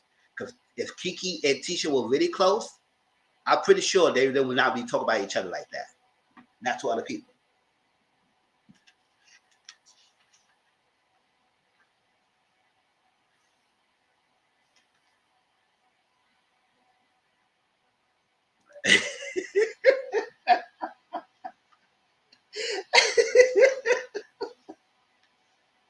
All right. Shall Martell is still going around trying to have the pity party about the book signing. I said, Martell, shut it up. It was not your week. You have a no contact agreement. I don't believe you had enough time. You told her. If it's not if it's not more than a week in advance, don't tell me during the day of on the day or two before my week that you had a book signing. I don't give a damn. Schedule another one. Schedule another one if it's that important. You can have more than one book signing. Don't give him that bull crap. I'm over that. Now he went into the he want to buy into the company again, the Scots. Remember, Melanie Martell bought the Scots in and created Scots. So it was dumb. They bought them in. So I don't think they bowed to loyalty to put him back in it because Martell is messy. He bought drama and you can't trust it. Yes. So at the end of the day, hey Jen, how you doing? Hey Jay Rudolph. I hear that. So at the end of the day, that's what said Marsaw ain't stupid. Marsaw said, you know, Tisha's a majority shareholder. That's when we found out that she has a majority shareholder. I said, oh, okay. So I don't mind you coming back into it. And maybe you could do the project with me with Destiny. I'm doing with Destiny, but the Bittersweets. I don't mind you doing into it. But I got to talk to Tisha and what she said. Now, if Tisha said no, then if Martin want to blame anybody, he could blame Tisha. Because she made the final decision, because she got the majority shareholder. Said all this time, you never told us that T. But now all of a sudden you want to tell us that she got the majority shareholder. Okay. Okay, girl.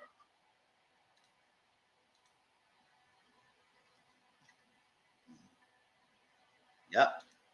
And Tisha said, you know what, I can't trust him. Well, I believe you. I said, listen, I can't trust Martell either. So no, he can't buy in right now. So I now get some decision. I actually agree with Tisha about that. I can't trust him, so he can't buy in. But he could earn this trust or earn his way by doing that project that he said he's gonna do it. So that's a great step. See how he is.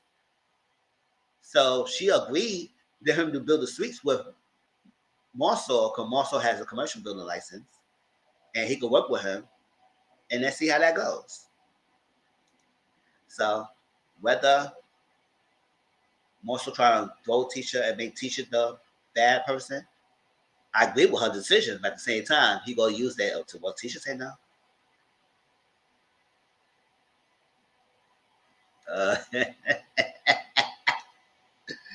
So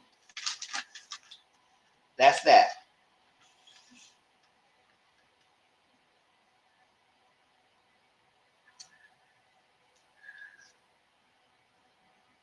Yes, not good. I love it. Love it. All right, Destiny with the C. Maurice. Destiny went to Maurice to get help with her bill of her credit and something like that, because I think he's a credit lawyer or something like that.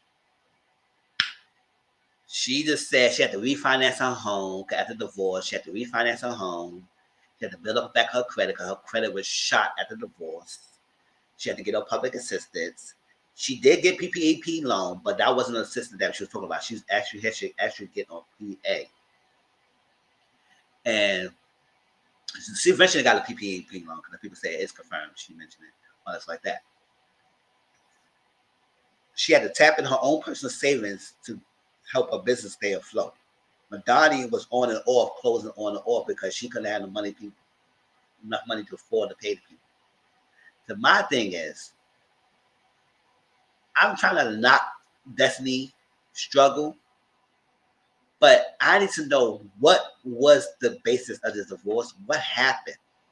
Because you've been open, but you're not really been open about that. The only thing you tell us that he divorced you 3 weeks after giving birth to their son.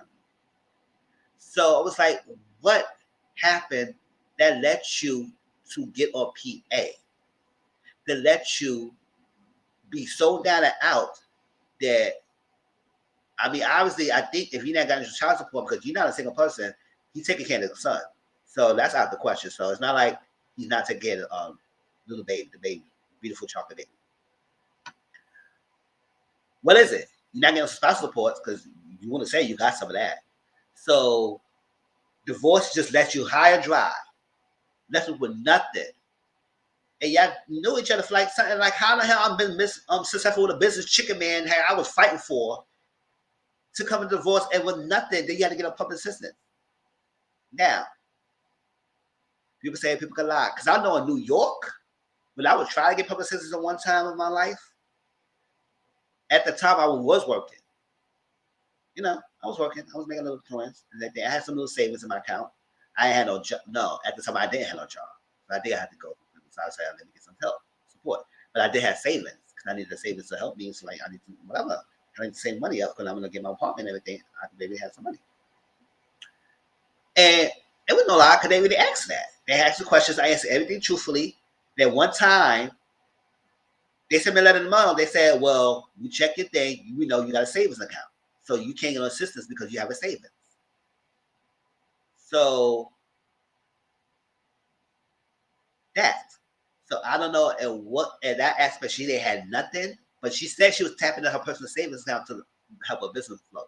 So what type of assistance you get? Did you get the whole full thing? Because you were trying to get the whole full thing, the health care, the Medicaid, food stamps, the cash assistance.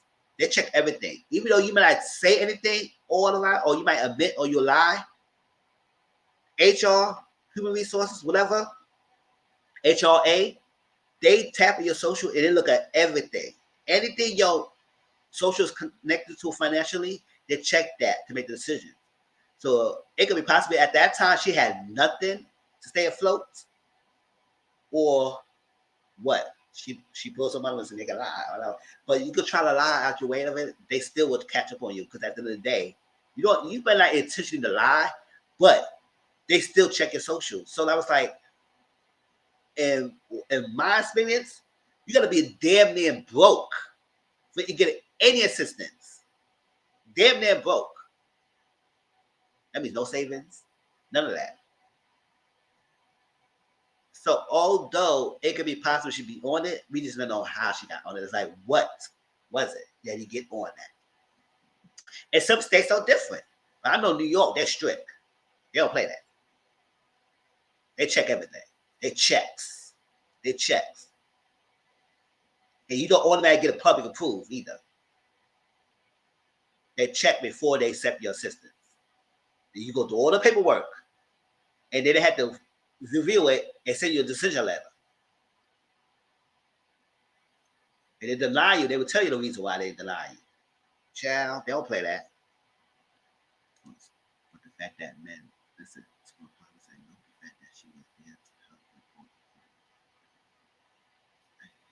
that's what I'm saying. And then Maurice, she would talk about all that, and he would say, "Oh, you need a village. So what's going on between you?" I said, "I ain't asked for you to be no freaking messy boots, bitch."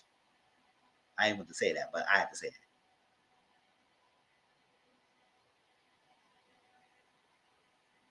Asking me about my financial, my friendship dynamic between me and Mel. I came in here about to ask you for help with build my credit. Where the hell that asking me about that question for? About my friendship with Mel. You know my friendship with Mel ain't all that great. Why you asking for?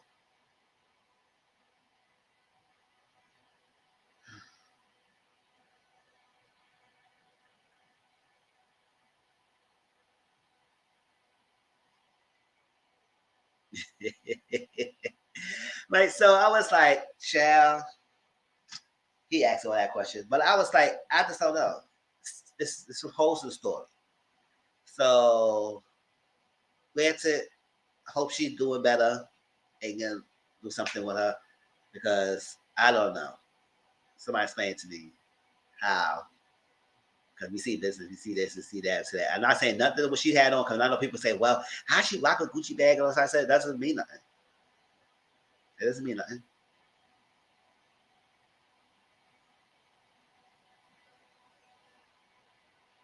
Obviously, the main thing there was emergency PA. It might be a temporary emergency PA. It probably wasn't longer. It probably wasn't long term. It probably was temporarily due to the financial situation because she had a baby. So maybe that's probably why it was it.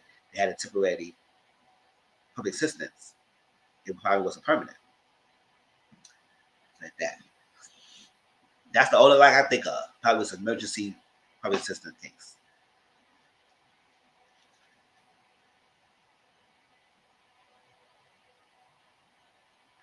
So she don't understand why her relationship ending or why her relationship with Sal Wolf thing, and she didn't really understand why I teach her enemy. She didn't know that. I said, You may not know that she was enemies, but you do know that Tisha and her wasn't in good terms for a while. We all seen that. So I don't know where you was blind. You was blind that you couldn't see it, but we seen that. But even though they were trying to get cool, I don't know. I would never think that she would thought Tisha was an enemy. But I do know that she wasn't rocking Tisha like that. I know that for a fact. She wasn't rocking with Tisha like that. I don't think she never ever called her a frenemy or enemy, whatever. She said frenemy, enemy. So she said no. So that's how to do that. So let's go sit down. Melanie and Destiny. That's what I said I was gonna bring this up because I was seeing what y'all opinions. Yeah. But you tried to do earlier today. I want to see your opinions about this. Now, Mel and Destiny sat down and talked to each other. I know on Twitter I was seeing people, a lot of people was on Mel's side, some people understand Destiny, some people was in the middle. And I was like, who can I understand and get to the point? Let's just break down the segments. The first thing was the business. Destiny said that she was supposed to go to business with a mutual friend of her and Mel. They was on board to go to business. After the friend had a conversation with Melanie, then the friend called Destiny and said, you know what, we can't do business right now. We got to put on hold and everything. So Destiny think that because the conversation Mel had with the friend caused her to renege on the business deal that she had with Destiny. I'm not going to be 100% think that is Mel's fault. That's that. But most people in their mind, I would not say that Destiny didn't have a right to feel type of way about that, because I would say, listen, if me you supposed to be in business and then you talk to this person and after you talk to that person, they're going to tell me they can't work with me. Most people will think that you said something that made her believe that she can't work with me. Now, granted, Melody is not no freaking English. She can't put the gun to the girl's head. She can still work with the girl after Melody told her what she told her. But most common people probably will think that. So maybe she didn't want to detach herself with the drama and everything. And she said, you know what, let's push back right now because I don't want to deal with this and all that stuff. Because maybe it could just been on the lady decision. Listen, I just can't be with you right now. But Destiny thinks that Melly has some hand into her making the decision. So I don't know if you have to believe that or not. But I was like, some common people probably will believe that. Because I said, hold up. What was said that made her turn the flip on me? Like what? Because I think it was tied to social media posts that Melanie posted a post up there. People thought it was Destiny and everything, and it wasn't about Destiny. I don't know. She was talking about something that it was like an emotional post. Whatever. It could be about Destiny or not, but she just said no, it wasn't about her. It was something I wanted to post. And people connect that to that. And maybe she thought that. She said, I don't want to be part of the drama, so I just dropped her. And that's what it is. But I was like, I could see why Destiny might feel some way about that. But at the same time, it's like, I don't think the Melody will have that much of a pull. I said, girl, does she got that much power to tell people that she was? I said, I don't know. So that's one thing. I want to see what y'all think about that. Another thing was, yes. Because I was like, that's crazy. And yes, Melody could be betrayed. She have her faults.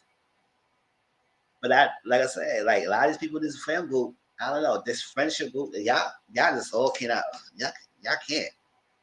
And to me, none of y'all friends, because y'all all do the same thing. Y'all accuse each other. So that's one thing.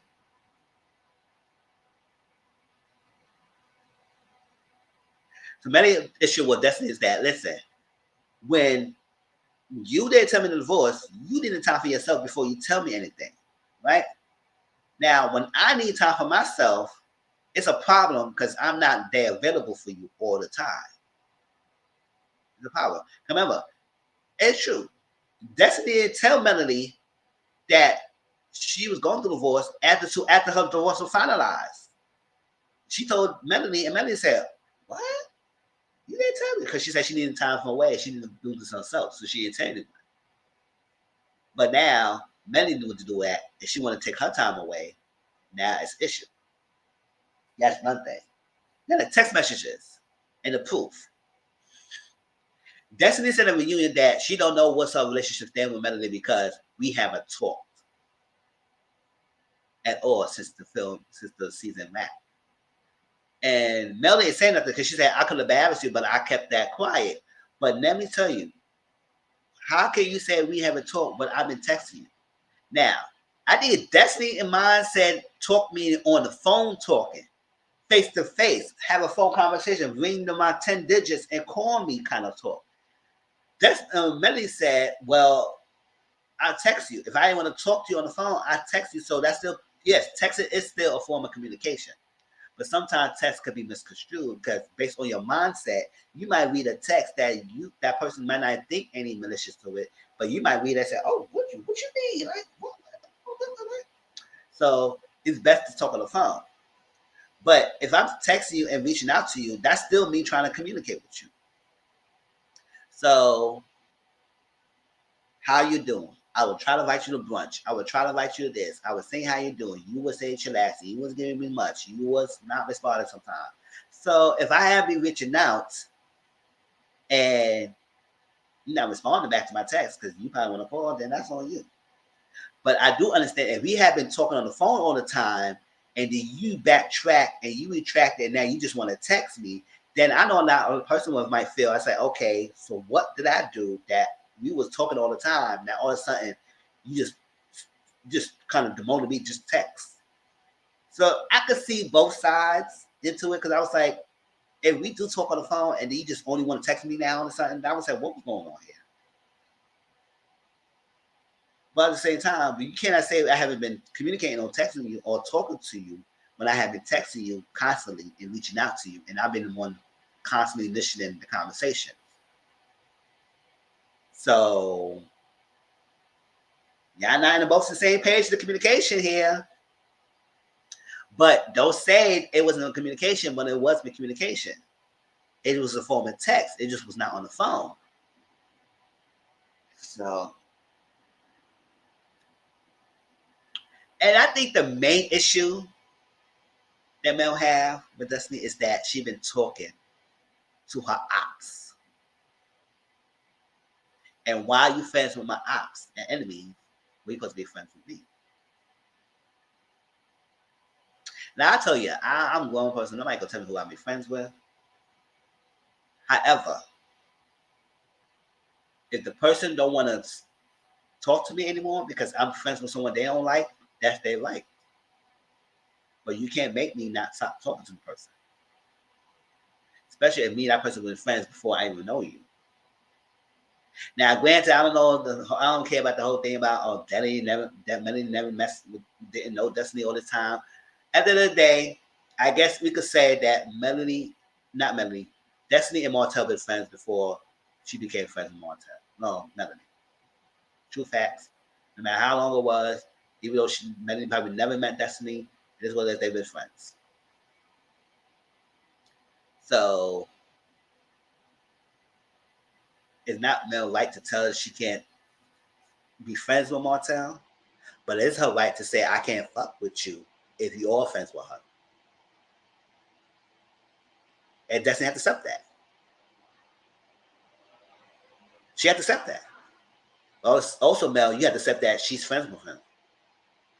But at the same time, don't be talking about me to him either. And what you did this recent episode, that's the same thing that she had an issue with you with. I said, how you gonna come in this relationship, talk to Martell in his house, talk about Melanie? That's exactly what she had an issue for. Stop. Don't bring Melanie out. Why you need his opinion? They broke up. His opinion is invalid. Denied. Return to center. We don't need you to talk to me. Yes. Yes. So I do agree. Melanie had every right to feel if you talking to Martell, I can't mess with you. And that's her right. But Destiny has the right to be friends with Martell. Now, if Destiny don't want to be friends with Martell because of what he did, that's her right. But that's her decision. That's her choice. So I guess she felt stuck in the middle. But I guess her I guess her more loyalty is Martell because she said she's not gonna stop being friends with him. I said, hey, that's your choice, but you can't force me to be friends with you because you talking to him. That's my right. That's my right as well. So pick your battles. Pick your battles, girl. Because I can't tell you. If I can't tell you, I'm letting you know how I stand. But then you go to Martell. The next episode, which is the recent one, and talk to him about Mel. I was like, don't you know she will see this? Girl. Destiny girl. And she also saw that she upset that Tisha. You talked to Tisha. And I said, yes. If she not cool with Tisha, you told her Tisha about me. I don't like that. And that's all right. That's all right. She can't tell you can't be friends with Tisha. But she also could tell you that she can't mess with you if you're friends with Tisha. That's all right. So if you're going to be friends with people who don't like each other, don't talk about the person to the other person. Leave it people. Let's say, that's how, let's talk about something else. Don't talk to me about the person. I don't got time. If you could talk, but I ain't going to listen.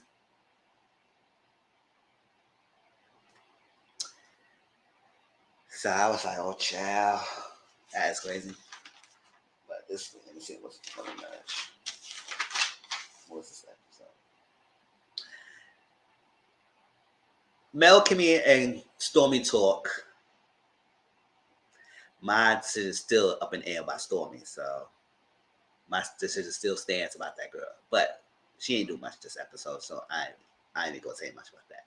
But my thing about Kimmy and Mel, Kimmy didn't understand why Mel invited Kiki. I said, well, at the end of the day, producer wanted Kiki on the show, so she on the show, so it is what it is. And she said she was her end game. If she wanted to be messy, this is this, because she didn't know that Kiki and Mel talk on the phone a lot. And sometimes when Kiki want to bring Tisha up, they have a conversation about their disdain. I was like, listen, we already established that Tisha and Kiki ain't be cool like that, so it's fair game. So Kimmy said she want to have a housewarming and she want to invite Mel there. She said, who you inviting over there? You know how most of us ask that. She said, who you inviting over there? So, because I said, you invite somebody I can't bring my spirit to talk to. I may not come. But usually I probably still go because I don't let nobody rule my thunder. But if it's really toxic or something like that, nah, I'm good. I stay in my house. No ham, no bacon, no turkey, no cheese. I'm good. No maybe have a little lamb. I can't do that. I can't. Miss Shirley, I can't. So I'm in my house, chilling. And so she said, oh, so are you gonna bring Martell? Why you not bring Martell? She said, well, you told me that if you want you there, I can't invite Martell. Then she said, oh, well, you been friends with Martell. They said, well, you want to invite him and everything. Oh, that's all she said. So no, I'm not gonna invite him because he brings so much drama. I said, oh, he brings drama now. So what's bringing this revelation? I said, yeah, that is something fishy, Kimmy, because you was on Martell's side and riding for him for a while, even though you don't like what he's doing, but you have been riding for him. So now all of something that you and freaking Light Bright here, Maurice, marriage is an intensive fold because Melly and Martell is not filming with each other, so y'all gotta be the intensive fold after your figure brother-in-law put the picture out there. Now put your marriage in the freaking jeopardy. Now you want to be like, oh, he brings drama. I said he's been bringing drama. What have you been? Wake up, blah blah. Like, wake up, girl. He been in the drama. So now it's an issue that he brings drama. So you want to write him? I was like the same way. I was like, Kimmy, I don't like that. That explanation doesn't make sense. Because he's always been like that. He still kept him around. Now what makes it change her heart?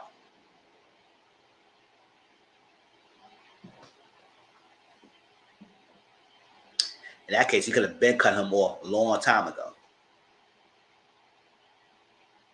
Right? So I was like the same way. I was like, not like that. Melly said she ain't gonna be cool with Destiny anymore. Period.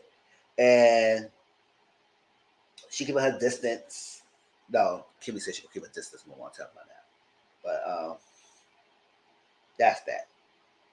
Destiny Martell talk. I already explained it, that how the same thing Melody had an issue with you. You went to talk to Martell about Melody, which is like, come on now. I just had a thing. She's like, she walked out on me. She said, I got money to make, not friends to make. I said, okay. Oh, I know. I have money to make and not. No, I got coins to make and not friends to fake. That's what she said. I said, I hear that right. Sure. I like that saying. I got coins to make, not friends to fake, girl. Look at my face. And talked about, and then Martell said, oh, well, I wish you had a bigger heart and not turn people against me and all that stuff like that. I said, you did that all to yourself. You did that all to yourself. You was on the warpath. You was all angry when your tea got spilled and everybody making it your fault when you were going to war and blaming everybody, putting everybody thing down, saying you got 20 girlfriends and this is this, you cheating on me, you was getting ahead, you was all that, you was a whole tornado. Spill your tongue to everybody else in the cast, even your friend Destiny, how she was putting you to the task about what you was doing, and she should have had your back. You was going mouth to everybody who wasn't feeling for what you was doing. So you did that to your own damn self. But not two seasons ago, you was freaking damaging freaking male all the thing. So you was doing the same thing. It's not like people turning against you because it's just only male. No, you did that on yourself. It is what it is. And that's that. I said, okay, y'all too. Y'all got my face.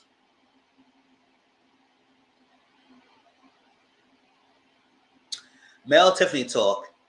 The whole conversation was like, basically, Tiffany said she want to find a biological father, because she found her biological mother, but she not want to find a father because she said she want to have another baby, but she said actually when she had her first kid, she bled out a lot, and then they found out it was DNC and it was mostly hereditary, so she had to get a DNC, but she said right now it was hereditary, and no, she didn't know some family history. It's understandable.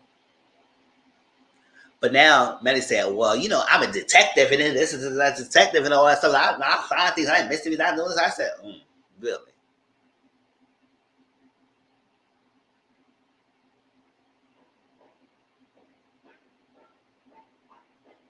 You were a detective and you did not detect the young man was banging the freaking two-parent household all this time. You were a detective. And you didn't know he got this girl pregnant multiple times, huh? You were a detective. Okay. You may be a detective for other people's marriages, but probably not yours. You might be a detective for anything else, but probably not yours, because you turned the whole blind side about your own marriage. But you were a detective. Okay, girl. So she said she want to go. So she said, you want to go? So you said, yeah, you ready me to go? Yeah, go to Utah. Now, that was supposed to be originally Lewis and Tiffany trip to Utah to go. Now she's inviting Melanie to go. I said, no, why you do that? No, don't do that. So Tiffany talked to Lewis. She had a whole Airbnb apartment and everything was dinner on, so they're drinking. And she dropped the bomb to him and said, listen, I want to make this a girl's trip. Melanie want to come and also, and he felt kind of bummed out about it, which is understandable because he wants to be there for you and help you find your journey to find your father. He was not there to help you find your biological father because the other baby father, Dave, your baby father, he the one who helped you find your biological mother. He never met your biological mother. Now he want to be there for help you find your biological father, and then you just gonna make this a girl's trip? Like, really? And now he said, "Oh, you feel defeated and disappointed. That you need to stop that because that's not the Whitlows." I said, "Goodbye." Try to dismiss the feeling. You need to sit y'all freaking 35 behind down somewhere. Trying to tell me he can't feel type of way when you just trying to shun him, trying to say he can't go because we want to make this a girl trip because Melanie was so excited. She could be excited of her own damn self in her own house. No, you had arranged your plans. You should have just did with your boyfriend. Now he said, I don't mind you having Melanie going with you, but I'm disappointed in her because I wanted to be there. I was like, oh, child. And then she said she wanted the baby. You know, he said we traveling a lot and everything. How you gonna have enough time for the baby and stuff like that? Gotta work it out. And I think she also said that she said, "Well, we need to travel more. If we want to travel more, I said, how you traveling more have to do anything? Like, girl, what's up?" He said y'all travel like 8 or 9 times a month in a year. That's a lot of travel now. What the hell y'all be going? Child. Yeah. But that was over Marriage Huntsville, y'all. That was good. I mean, did I miss anything? If I missed anything, y'all let me know in the comment section and stuff. Tomorrow, you doing a panel on that? Because I said after this, I gotta eat something and then I gotta go to Brooklyn to my mother's house. Maybe I could catch it if you want it. If not, I support in the comment section.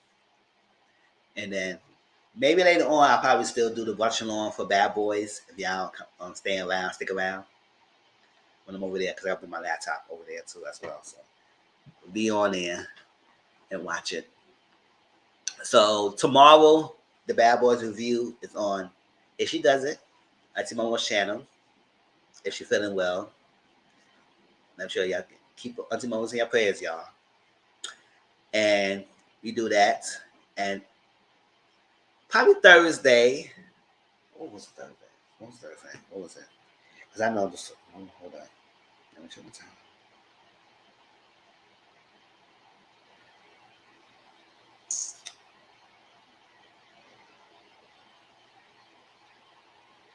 I know Rennie wanted to do a movie night. So maybe Thursday we probably do a movie night. And it was a movie that I saw that we on it on BET Plus. Maybe we can watch that. That could be our first movie night. Or a second movie night. And we watch that. It was looking good, so I want to try it out. We could critique it together on BET Plus. I forgot the name of it, but Remy Ma is starring in it. I was like, listen, I'm gonna give her a chance. And see how the movie goes. I like a little gangster story. You know, that's cute. Sure, so Thursday we go watch that. And next Sunday, don't forget, we'll talk about putting Putting on Lovely Marriage Huntsville and Sun and Sunset. And Putting Ain't gonna be long. It's not gonna be a long review because people don't get rid of that much. So it'll be that, Sun and Sunset, and Lovely Marriage Huntsville. And maybe we could watch some episodes this week as well. Probably on a Saturday of Sun and Sunset. All right. So let me see what up.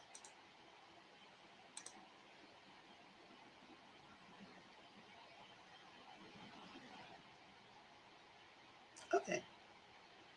Yeah, she is doing one now. So if you stick around like 8:30 Eastern, 8:30 Eastern, 7:30 Central, she will be doing watching on. If I get home, I'm over the house on time, probably I could join in on the comment section and everything, and then we probably do watch along later on. But yes, I appreciate this.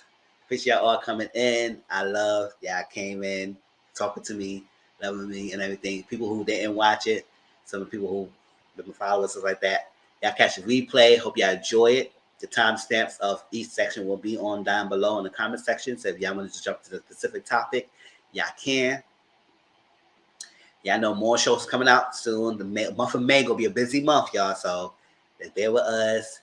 I'm trying to make my coins, but the money is all that stuff like that. So see y'all later. Appreciate you. Y'all have a great day and stuff like that. Keep me on the description box in the Discord. Find my Discord because I do a lot of watch alongs. I do like post the conversations. I do appreciate a lot of y'all who be responding to some of the conversations we have because there's some conversations on Twitter and stuff like that we put up. I'll be posting over there and we have a conversation. I love it. Everything. So I love the interaction. Any new shows is coming out, let me know about that. And that's it. Hold up. Don't forget. Subscribe to my channel, Mr. 14, YouTube. Here you go. Instagram, Mr. Grown. Twitter, Mr_Grown. And my Discord, Mr. 14, which is the link is in the description box down below. So if it's nothing I miss, if you have anything else to say, I appreciate y'all. I love y'all. I'll see y'all later. anything, I'll be on the panel or I'll be in discussion sessions. I'll be around. I gotta travel to my mother's house first. But other than that, love y'all. Hope you have a great day. And I see y'all tomorrow in our review of Bad Boys. Ooh, hold up. I gotta say my piece, y'all. I can't see me about this.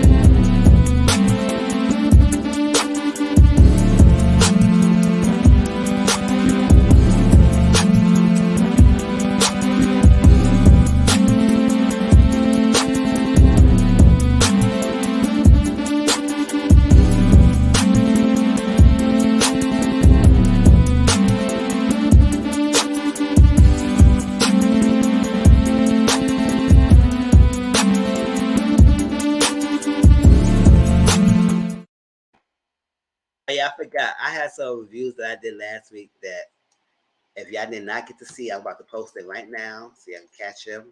My All Your Series video. I talked about the Zeno and Shauna books and Whack 100 and Nipsey Hustle trying to out these people. It's crazy.